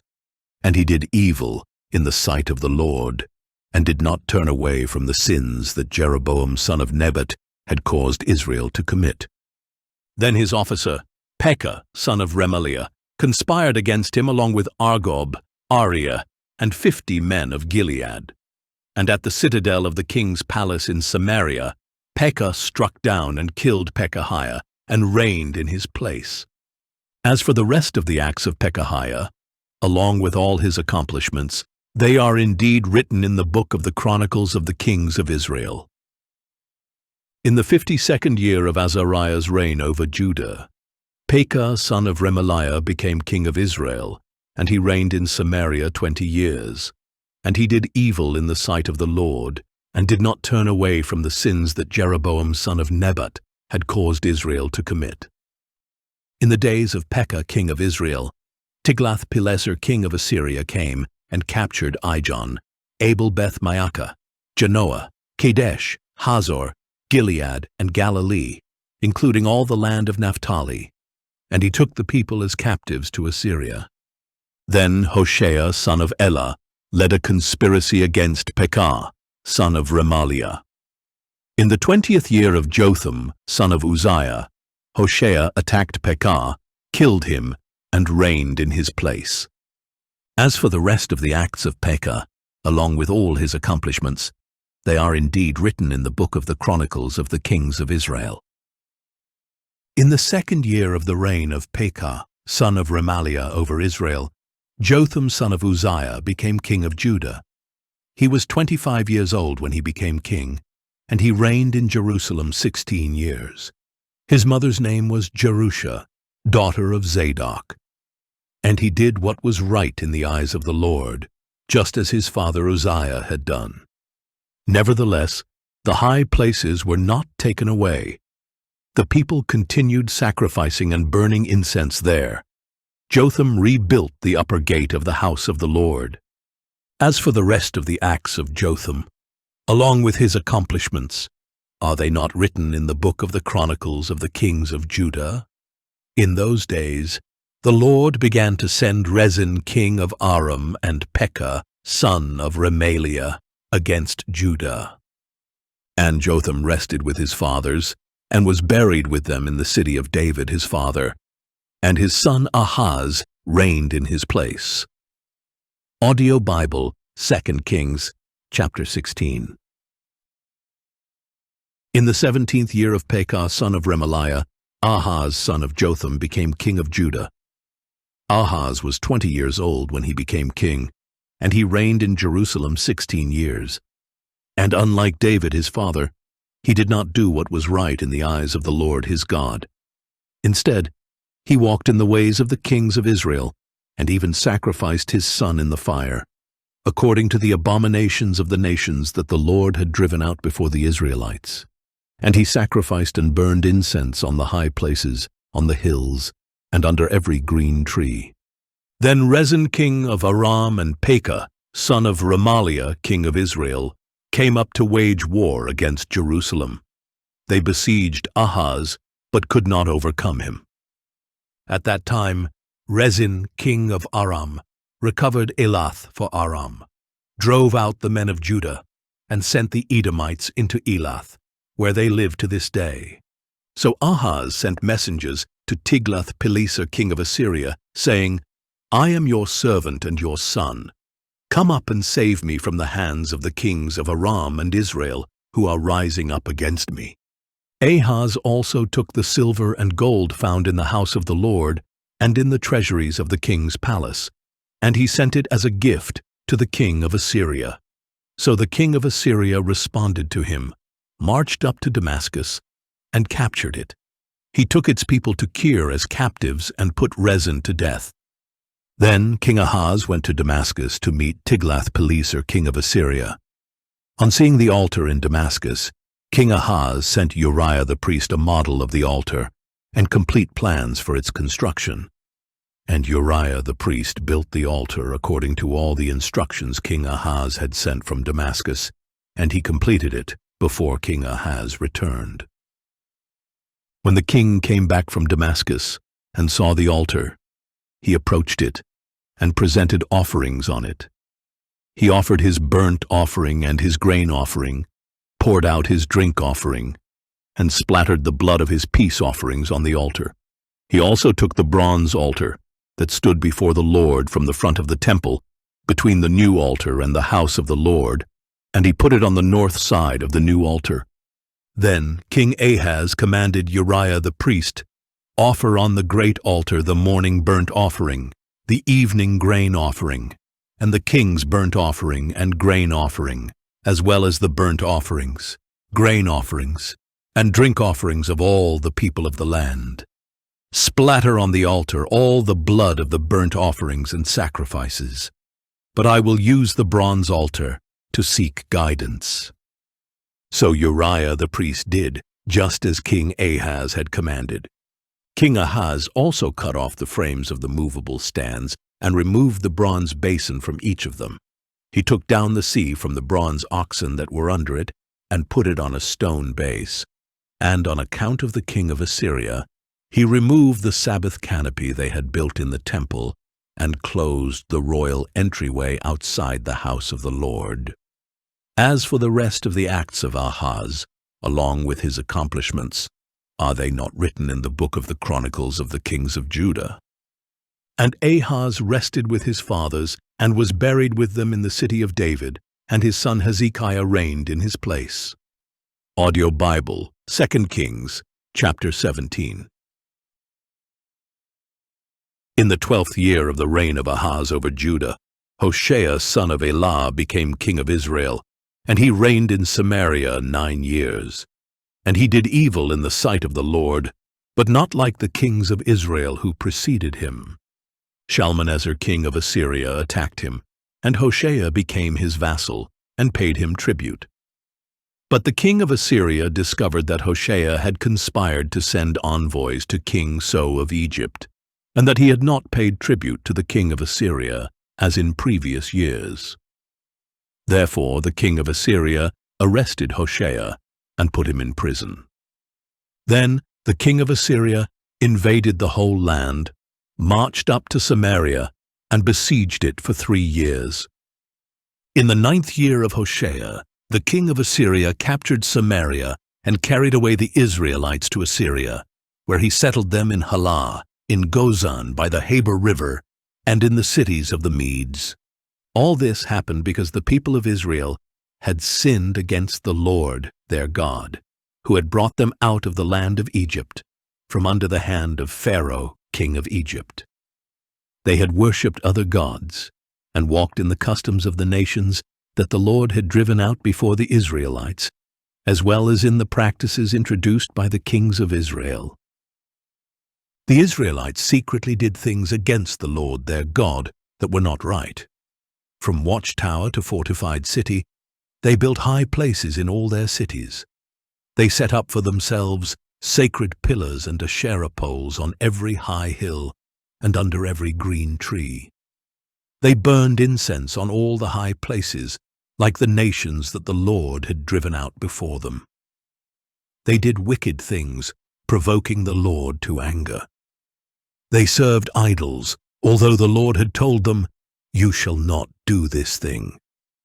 Yet through all his prophets and seers, the Lord warned Israel and Judah, saying, "Turn from your wicked ways and keep my commandments and statutes, according to the entire law that I commanded your fathers and delivered to you through my servants the prophets." But they would not listen, and they stiffened their necks like their fathers, who did not believe the Lord their God. They rejected his statutes and the covenant he had made with their fathers, as well as the decrees he had given them. They pursued worthless idols and became worthless themselves, going after the surrounding nations that the Lord had commanded them not to imitate. They abandoned all the commandments of the Lord their God and made for themselves 2 cast idols of calves and an Asherah pole. They bowed down to all the host of heaven and served Baal. They sacrificed their sons and daughters in the fire and practiced divination and soothsaying. They devoted themselves to doing evil in the sight of the Lord, provoking him to anger. So the Lord was very angry with Israel, and he removed them from his presence. Only the tribe of Judah remained, and even Judah did not keep the commandments of the Lord their God, but lived according to the customs Israel had introduced. So the Lord rejected all the descendants of Israel. He afflicted them and delivered them into the hands of plunderers, until he had banished them from his presence. When the Lord had torn Israel away from the house of David, they made Jeroboam son of Nebat king. And Jeroboam led Israel away from following the Lord and caused them to commit a great sin. The Israelites persisted in all the sins that Jeroboam had committed and did not turn away from them. Finally, the Lord removed Israel from his presence, as he had declared through all his servants the prophets. So Israel was exiled from their homeland into Assyria, where they are to this day. Then the king of Assyria brought people from Babylon, Cutha, Ava, Hamath, and Sepharvaim, and settled them in the towns of Samaria to replace the Israelites. They took possession of Samaria and lived in its towns. Now when the settlers first lived there, they did not worship the Lord, so he sent lions among them, which killed some of them. So they spoke to the king of Assyria, saying, "The peoples that you have removed and placed in the cities of Samaria do not know the requirements of the God of the land. Because of this, he has sent lions among them, which are indeed killing them off." Then the king of Assyria commanded, "Send back one of the priests you carried off from Samaria, and have him go back to live there and teach the requirements of the God of the land." Thus one of the priests they had carried away came and lived in Bethel, and he began to teach them how they should worship the Lord.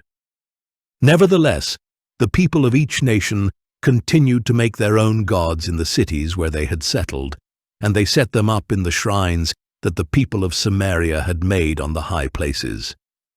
The men of Babylon made Succoth-Benoth. The men of Cuth made Nergal. The men of Hamath made Ashima. The Avites made Nibhaz and Tartak. And the Sepharvites burned their children in the fire, to Adramelech and Anamelech, the gods of Sepharvaim. So the new residents worshipped the Lord, but they also appointed for themselves priests of all sorts to serve in the shrines of the high places. They worshipped the Lord, but they also served their own gods, according to the customs of the nations from which they had been carried away. To this day, they are still practicing their former customs. None of them worship the Lord, or observe the statutes, ordinances, laws, and commandments that the Lord gave the descendants of Jacob, whom he named Israel. For the Lord had made a covenant with the Israelites, and commanded them, "Do not worship other gods or bow down to them. Do not serve them or sacrifice to them. Instead, worship the Lord, who brought you out of the land of Egypt with great power and an outstretched arm. You are to bow down to him and offer sacrifices to him. And you must always be careful to observe the statutes, ordinances, laws, and commandments he wrote for you. Do not worship other gods. Do not forget the covenant I have made with you. Do not worship other gods, but worship the Lord your God, and he will deliver you from the hands of all your enemies." But they would not listen, and they persisted in their former customs. So these nations worshipped the Lord, but also served their idols. And to this day their children and grandchildren continue to do as their fathers did. Audio Bible, 2 Kings, chapter 18. In the 3rd year of the reign of Hoshea son of Elah over Israel, Hezekiah son of Ahaz became king of Judah. He was 25 years old when he became king, and he reigned in Jerusalem 29 years. His mother's name was Abi, the daughter of Zechariah, and he did what was right in the eyes of the Lord, just as his father David had done. He removed the high places, shattered the sacred pillars, and cut down the Asherah poles. He also demolished the bronze snake called Nehushtan that Moses had made, for up to that time the Israelites had burned incense to it. Hezekiah trusted in the Lord, the God of Israel. No king of Judah was like him, either before him or after him. He remained faithful to the Lord and did not turn from following him. He kept the commandments that the Lord had given Moses. And the Lord was with Hezekiah, and he prospered wherever he went. He rebelled against the king of Assyria and refused to serve him. He defeated the Philistines as far as Gaza and its borders, from watchtower to fortified city. In the 4th year of Hezekiah's reign, which was the 7th year of the reign of Hoshea son of Elah over Israel, Shalmaneser king of Assyria marched against Samaria and besieged it. And at the end of 3 years the Assyrians captured it.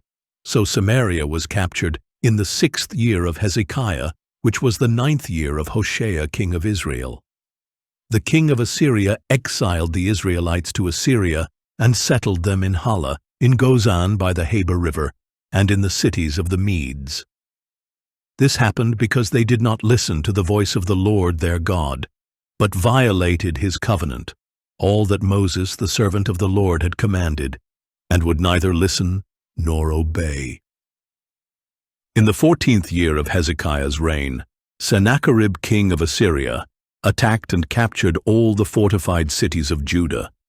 So Hezekiah king of Judah sent word to the king of Assyria at Lachish, saying, "I have done wrong. Withdraw from me, and I will pay whatever you demand from me." And the king of Assyria exacted from Hezekiah king of Judah 300 talents of silver and 30 talents of gold.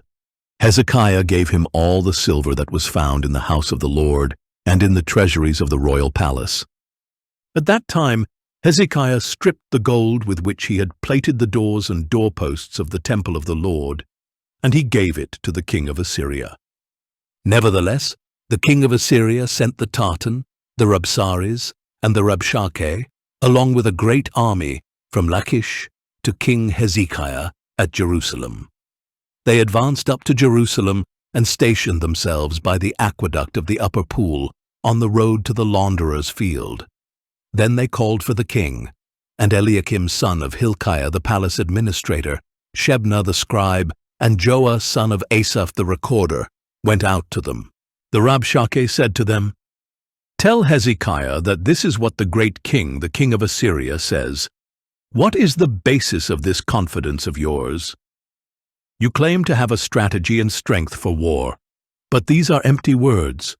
In whom are you now trusting, that you have rebelled against me? Look now, you are trusting in Egypt, that splintered reed of a staff that will pierce the hand of anyone who leans on it. Such is Pharaoh king of Egypt to all who trust in him.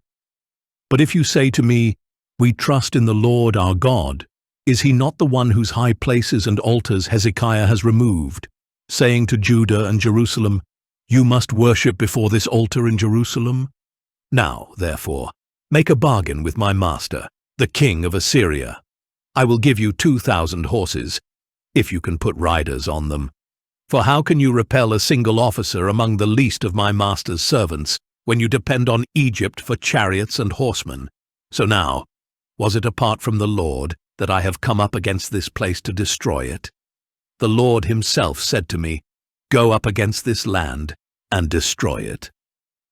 Then Eliakim, son of Hilkiah, along with Shebna and Joah, said to the Rabshakeh, please speak to your servants in Aramaic, since we understand it. Do not speak with us in Hebrew in the hearing of the people on the wall. But the Rabshakeh replied, has my master sent me to speak these words only to you and your master, and not to the men sitting on the wall, who are destined with you to eat their own dung and drink their own urine? Then the Rabshakeh stood and called out loudly in Hebrew, hear the word of the great king, the king of Assyria. This is what the king says. Do not let Hezekiah deceive you. He cannot deliver you from my hand. Do not let Hezekiah persuade you to trust in the Lord, when he says, the Lord will surely deliver us. This city will not be given into the hand of the king of Assyria. Do not listen to Hezekiah, for this is what the king of Assyria says. Make peace with me and come out to me. Then every one of you will eat from his own vine and his own fig tree and drink water from his own cistern, until I come and take you away to a land like your own, a land of grain and new wine, a land of bread and vineyards, a land of olive trees and honey, so that you may live and not die. But do not listen to Hezekiah, for he misleads you when he says, the Lord will deliver us. Has the God of any nation ever delivered his land from the hand of the king of Assyria? Where are the gods of Hamath and Arpad? Where are the gods of Sepharvaim, Hena, and Ivah? Have they delivered Samaria from my hand? Who among all the gods of these lands has delivered his land from my hand? How then can the Lord deliver Jerusalem from my hand? But the people remained silent, and did not answer a word, for Hezekiah had commanded, do not answer him. Then Hilkiah's son Eliakim the palace administrator, Shebna the scribe, and Asaph's son Joah the recorder, came to Hezekiah with their clothes torn, and they relayed to him the words of the Rabshakeh. Audio Bible, 2 Kings, chapter 19. On hearing this report, King Hezekiah tore his clothes, put on sackcloth, and entered the house of the Lord. And he sent Eliakim the palace administrator, Shebna the scribe, and the leading priests, all wearing sackcloth, to the prophet Isaiah son of Amoz, to tell him, this is what Hezekiah says, today is a day of distress, rebuke, and disgrace, for children have come to the point of birth, but there is no strength to deliver them. Perhaps the Lord your God will hear all the words of the Rabshakeh, whom his master, the king of Assyria, has sent to defy the living God, and he will rebuke him for the words that the Lord your God has heard. Therefore, lift up a prayer for the remnant that still survives. So the servants of King Hezekiah went to Isaiah, who replied, tell your master that this is what the Lord says. Do not be afraid of the words you have heard, with which the servants of the king of Assyria have blasphemed me. Behold, I will put a spirit in him, so that he will hear a rumor and return to his own land, where I will cause him to fall by the sword. When the Rabshakeh heard that the king of Assyria had left Lachish, he withdrew and found the king fighting against Libnah. Now Sennacherib had been warned about Tirhakah, king of Cush. Look, he has set out to fight against you. So Sennacherib again sent messengers to Hezekiah, saying, Give this message to Hezekiah, king of Judah. Do not let your God, in whom you trust, deceive you by saying that Jerusalem will not be delivered into the hand of the king of Assyria. Surely you have heard what the kings of Assyria have done to all the other countries, devoting them to destruction. Will you then be spared? Did the gods of the nations destroyed by my fathers rescue those nations? The gods of Gozan, Haran, and Rezeph, and of the people of Eden in Telassar? Where are the kings of Hamath, Arpad, Sepharvaim, Hena, and Ivah? So Hezekiah received the letter from the messengers, read it, and went up to the house of the Lord, and spread it out before the Lord. And Hezekiah prayed before the Lord, O Lord, God of Israel, enthroned between the cherubim, you alone are God over all the kingdoms of the earth. You made the heavens and the earth. Incline your ear, O Lord, and hear. Open your eyes, O Lord, and see. Listen to the words that Sennacherib has sent to defy the living God. Truly, O Lord, the kings of Assyria have laid waste these nations and their lands. They have cast their gods into the fire and destroyed them, for they were not gods, but only wood and stone, the work of human hands. And now, O Lord our God, please save us from his hand, so that all the kingdoms of the earth may know that you alone, O Lord, are God. Then Isaiah son of Amoz sent a message to Hezekiah. This is what the Lord, the God of Israel, says. I have heard your prayer concerning Sennacherib, king of Assyria. This is the word that the Lord has spoken against him. The virgin daughter of Zion despises you and mocks you. The daughter of Jerusalem shakes her head behind you. Whom have you taunted and blasphemed? Against whom have you raised your voice and lifted your eyes in pride? Against the Holy One of Israel. Through your servants you have taunted the Lord, and you have said, With my many chariots I have ascended to the heights of the mountains, to the remote peaks of Lebanon. I have cut down its tallest cedars, the finest of its cypresses. I have reached its farthest outposts, the densest of its forests. I have dug wells and drunk foreign waters. With the soles of my feet I have dried up all the streams of Egypt. Have you not heard? Long ago I ordained it. In days of old I planned it. Now I have brought it to pass, that you should crush fortified cities into piles of rubble. Therefore their inhabitants, devoid of power, are dismayed and ashamed. They are like plants in the field, tender green shoots, grass on the rooftops, scorched before it is grown. But I know you're sitting down, you're going out and coming in, and you're raging against me. Because your rage and arrogance against me have reached my ears, I will put my hook in your nose and my bit in your mouth. I will send you back the way you came. And this will be a sign to you, O Hezekiah. This year you will eat what grows on its own, and in the second year what springs from the same. But in the third year you will sow and reap. You will plant vineyards and eat their fruit. And the surviving remnant of the house of Judah will again take root below and bear fruit above. For a remnant will go forth from Jerusalem, and survivors from Mount Zion. The zeal of the Lord of hosts will accomplish this. So this is what the Lord says about the king of Assyria. He will not enter this city, or shoot an arrow into it. He will not come before it with a shield, or build up a siege ramp against it. He will go back the way he came, and he will not enter this city, declares the Lord. I will defend this city and save it for my own sake, and for the sake of my servant David. And that very night the angel of the Lord went out and struck down 185,000 men in the camp of the Assyrians. When the people got up the next morning, there were all the dead bodies. So Sennacherib king of Assyria broke camp and withdrew. He returned to Nineveh and stayed there. One day, while he was worshipping in the temple of his god Nisroch, His sons Adramelech and Sharezer put him to the sword, and escaped to the land of Ararat. And his son Esarhaddon reigned in his place. Audio Bible 2 Kings chapter 20. In those days Hezekiah became mortally ill.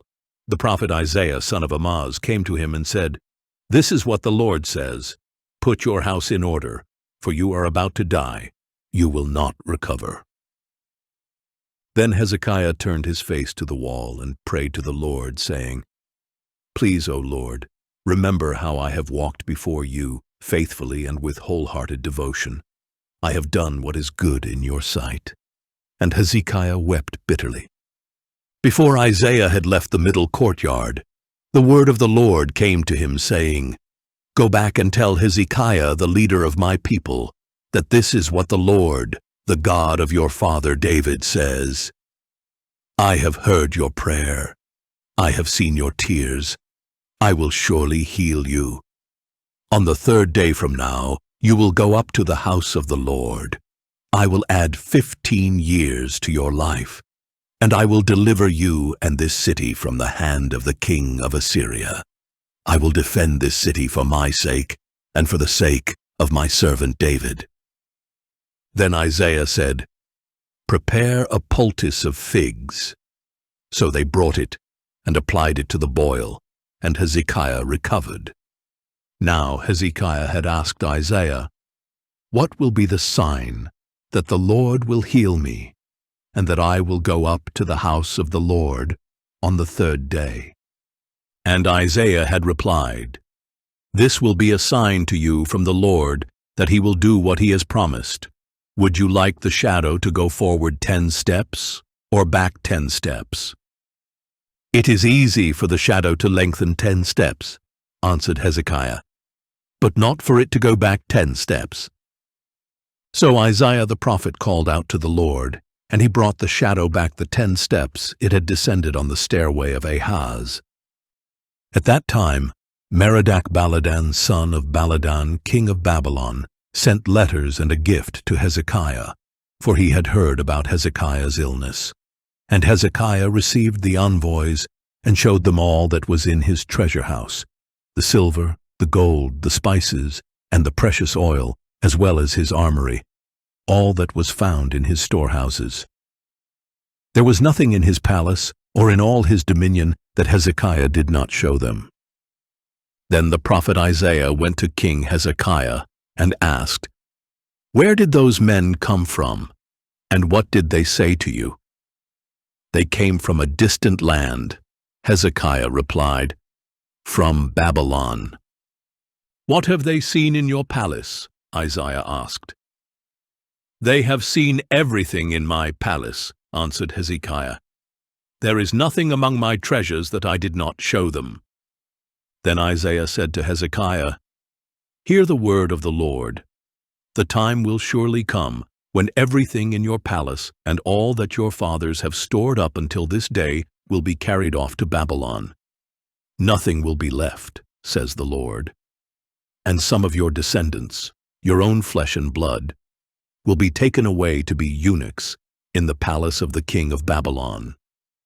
But Hezekiah said to Isaiah, "The word of the Lord that you have spoken is good." For he thought, "Will there not at least be peace and security in my lifetime?" As for the rest of the acts of Hezekiah, along with all his might, and how he constructed the pool and the tunnel to bring water into the city, are they not written in the book of the Chronicles of the kings of Judah?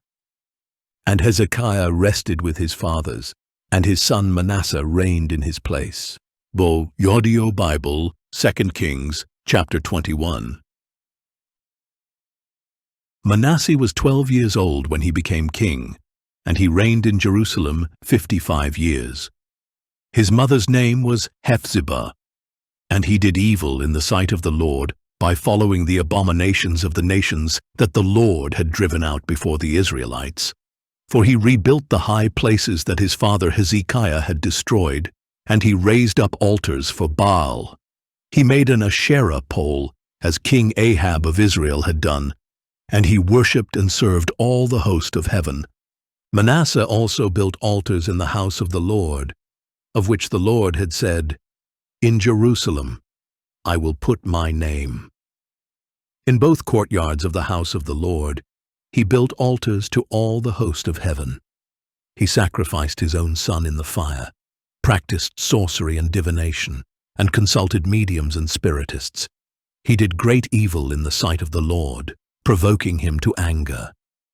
Manasseh even took the carved Asherah pole he had made and set it up in the temple, of which the Lord had said to David and his son Solomon, "In this temple and in Jerusalem, which I have chosen out of all the tribes of Israel, I will establish my name forever. I will never again cause the feet of the Israelites to wander from the land that I gave to their fathers, if only they are careful to do all I have commanded them, the whole law that my servant Moses commanded them." But the people did not listen, and Manasseh led them astray, so that they did greater evil than the nations that the Lord had destroyed before the Israelites.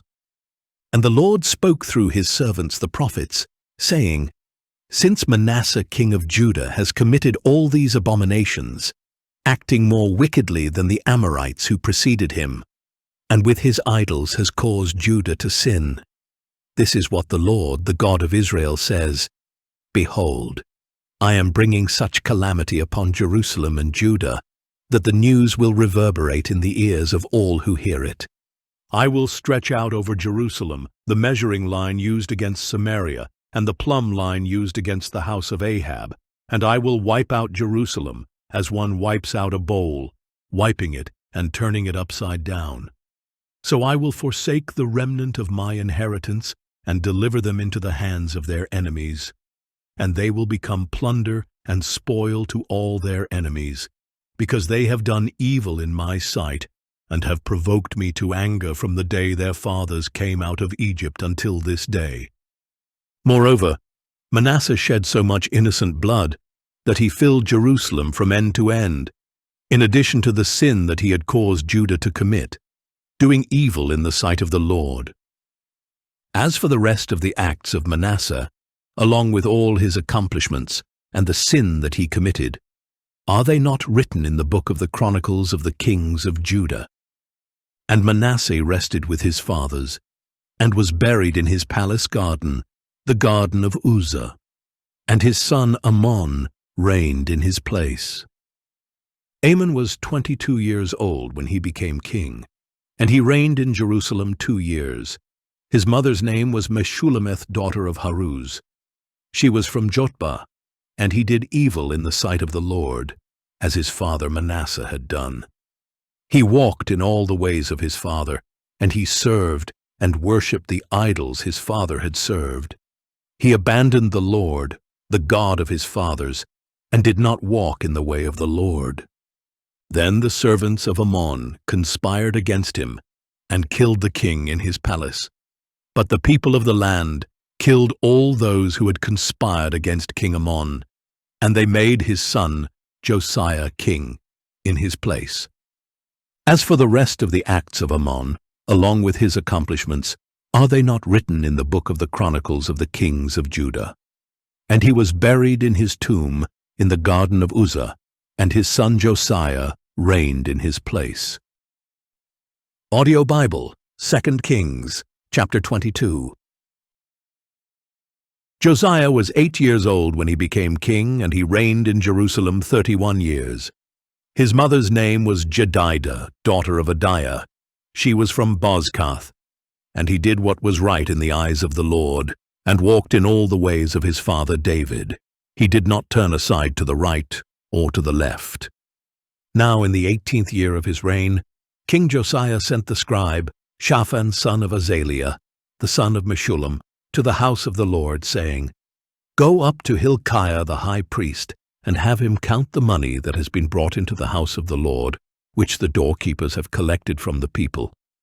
And let them deliver it into the hands of the supervisors of those doing the work on the house of the Lord, who in turn are to give it to the workmen repairing the damages to the house of the Lord, to the carpenters, builders, and masons, to buy timber and dressed stone to repair the temple, but they need not account for the money put into their hands, since they work with integrity."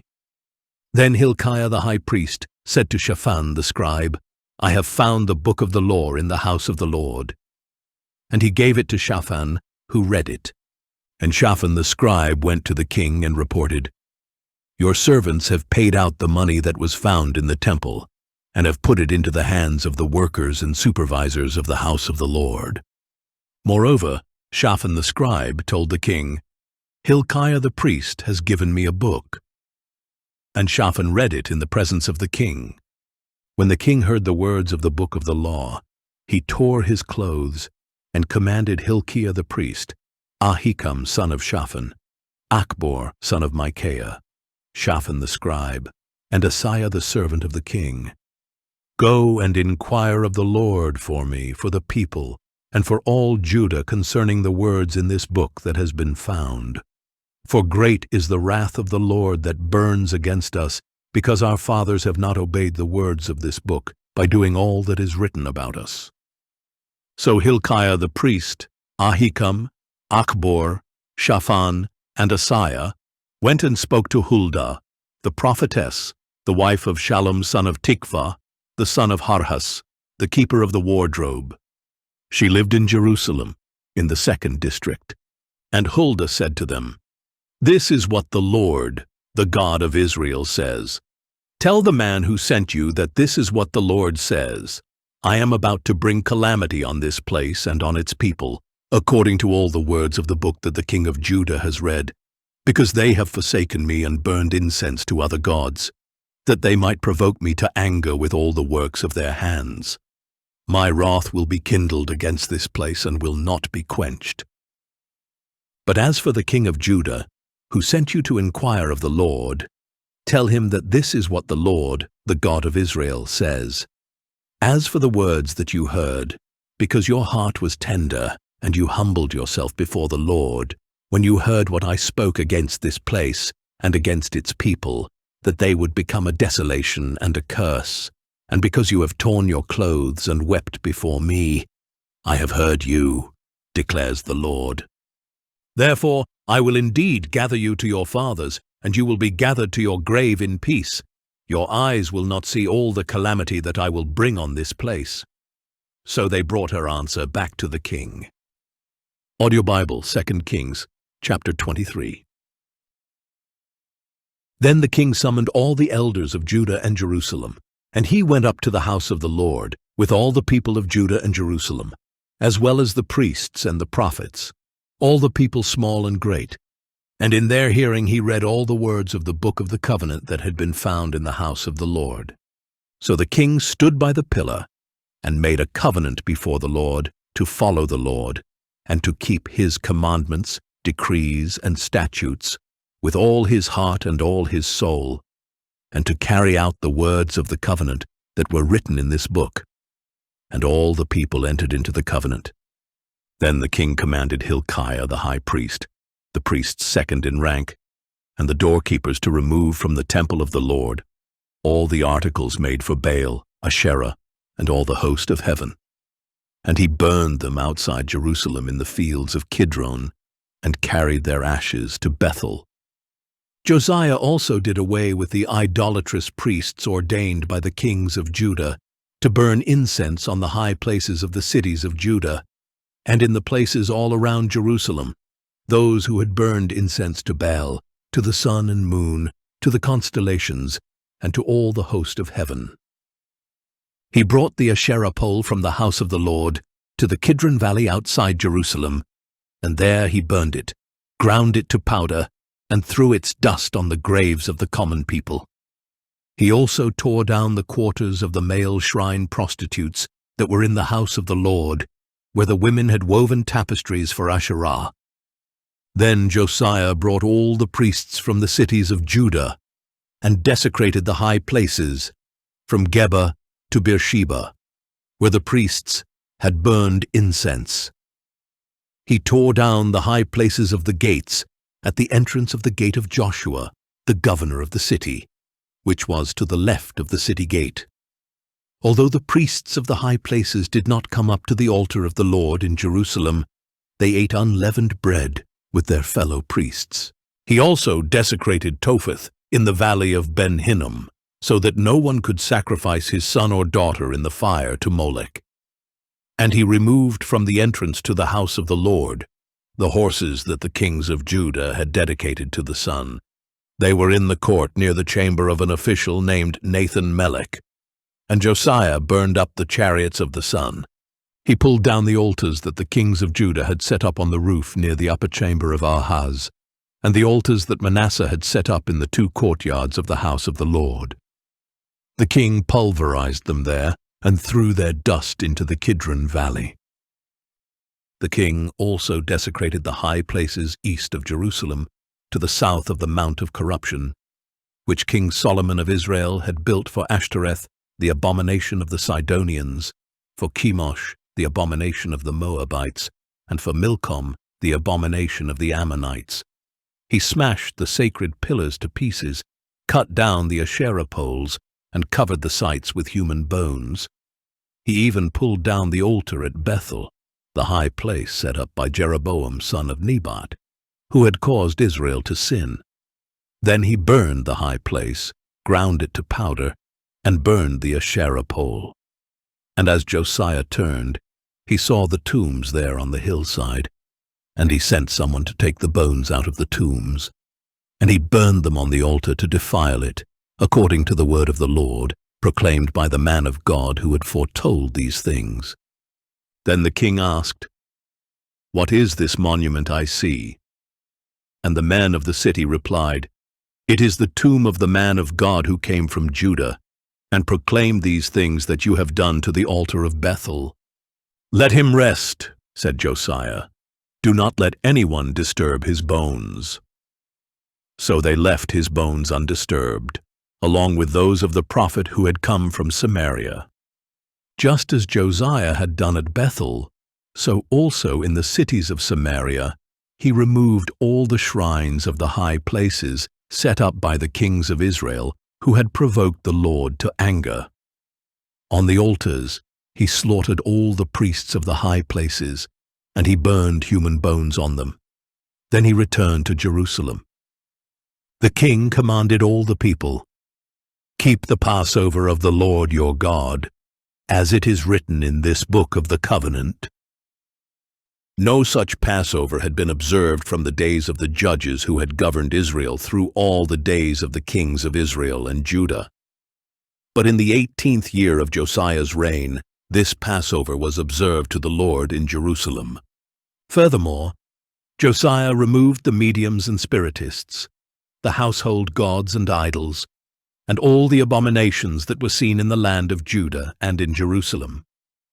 He did this to carry out the words of the law written in the book that Hilkiah the priest had found in the house of the Lord. Neither before nor after Josiah was there any king like him, who turned to the Lord with all his heart and with all his soul and with all his strength, according to all the law of Moses. Nevertheless, the Lord did not turn away from the fury of his burning anger, which was kindled against Judah, because of all that Manasseh had done to provoke him to anger. For the Lord had said, "I will remove Judah from my sight, just as I removed Israel. I will reject this city Jerusalem, which I chose, and the temple of which I said, 'My name shall be there.'" As for the rest of the acts of Josiah and all his accomplishments, are they not written in the book of the Chronicles of the kings of Judah? During Josiah's reign, Pharaoh Necho, king of Egypt, marched up to help the king of Assyria at the Euphrates River. King Josiah went out to confront him, but Necho faced him and killed him at Megiddo. From Megiddo his servants carried his body in a chariot, brought him to Jerusalem, and buried him in his own tomb. Then the people of the land took Jehoahaz, son of Josiah, anointed him, and made him king in place of his father. Jehoahaz was 23 years old when he became king, and he reigned in Jerusalem 3 months. His mother's name was Hamutal, daughter of Jeremiah. She was from Libnah, and he did evil in the sight of the Lord, just as his fathers had done. And Pharaoh Necho imprisoned Jehoahaz at Riblah in the land of Hamath, so that he could not reign in Jerusalem. And he imposed on Judah a levy of 100 talents of silver and a talent of gold. Then Pharaoh Necho made Eliakim, son of Josiah, king in place of his father Josiah, and he changed Eliakim's name to Jehoiakim. But Necho took Jehoahaz and carried him off to Egypt, where he died. So Jehoiakim paid the silver and gold to Pharaoh Necho, but to meet Pharaoh's demand, he taxed the land and exacted the silver and the gold from the people, each according to his wealth. Jehoiakim was 25 years old when he became king, and he reigned in Jerusalem 11 years. His mother's name was Zebidah, daughter of Pedaiah. She was from Rumah. And he did evil in the sight of the Lord, just as his fathers had done. Audio Bible, 2 Kings, chapter 24. During Jehoiakim's reign, Nebuchadnezzar, king of Babylon, invaded. So Jehoiakim became his vassal for 3 years, until he turned and rebelled against Nebuchadnezzar. And the Lord sent Chaldean, Aramean, Moabite, and Ammonite raiders against Jehoiakim in order to destroy Judah, according to the word that the Lord had spoken through his servants the prophets. Surely this happened to Judah at the Lord's command, to remove them from his presence because of the sins of Manasseh and all that he had done, and also for the innocent blood he had shed. For he had filled Jerusalem with innocent blood, and the Lord was unwilling to forgive. As for the rest of the acts of Jehoiakim, along with all his accomplishments, are they not written in the book of the Chronicles of the kings of Judah? And Jehoiakim rested with his fathers, and his son Jehoiachin reigned in his place. Now the king of Egypt did not march out of his land again, because the king of Babylon had taken all his territory, from the brook of Egypt to the Euphrates River. Jehoiachin was 18 years old when he became king, and he reigned in Jerusalem 3 months. His mother's name was Nehushta, daughter of Elnathan. She was from Jerusalem, and he did evil in the sight of the Lord, just as his father had done. At that time the servants of Nebuchadnezzar, king of Babylon, marched up to Jerusalem, and the city came under siege. And Nebuchadnezzar, king of Babylon, came to the city while his servants were besieging it. Jehoiachin, king of Judah, his mother, his servants, his commanders, and his officials all surrendered to the king of Babylon. So in the 8th year of his reign, the king of Babylon took him captive. As the Lord had declared, Nebuchadnezzar also carried off all the treasures from the house of the Lord and the royal palace. And he cut into pieces all the gold articles that Solomon king of Israel had made in the temple of the Lord. He carried into exile all Jerusalem, all the commanders and mighty men of valor, all the craftsmen and metalsmiths, 10,000 captives in all. Only the poorest people of the land remained. Nebuchadnezzar carried away Jehoiachin to Babylon, as well as the king's mother, his wives, his officials, and the leading men of the land. He took them into exile from Jerusalem to Babylon. The king of Babylon also brought into exile to Babylon all 7,000 men of valor, and 1,000 craftsmen and metalsmiths, all strong and fit for battle. Then the king of Babylon made Mattaniah, Jehoiachin's uncle, king in his place, and changed his name to Zedekiah. Zedekiah was 21 years old when he became king, and he reigned in Jerusalem 11 years.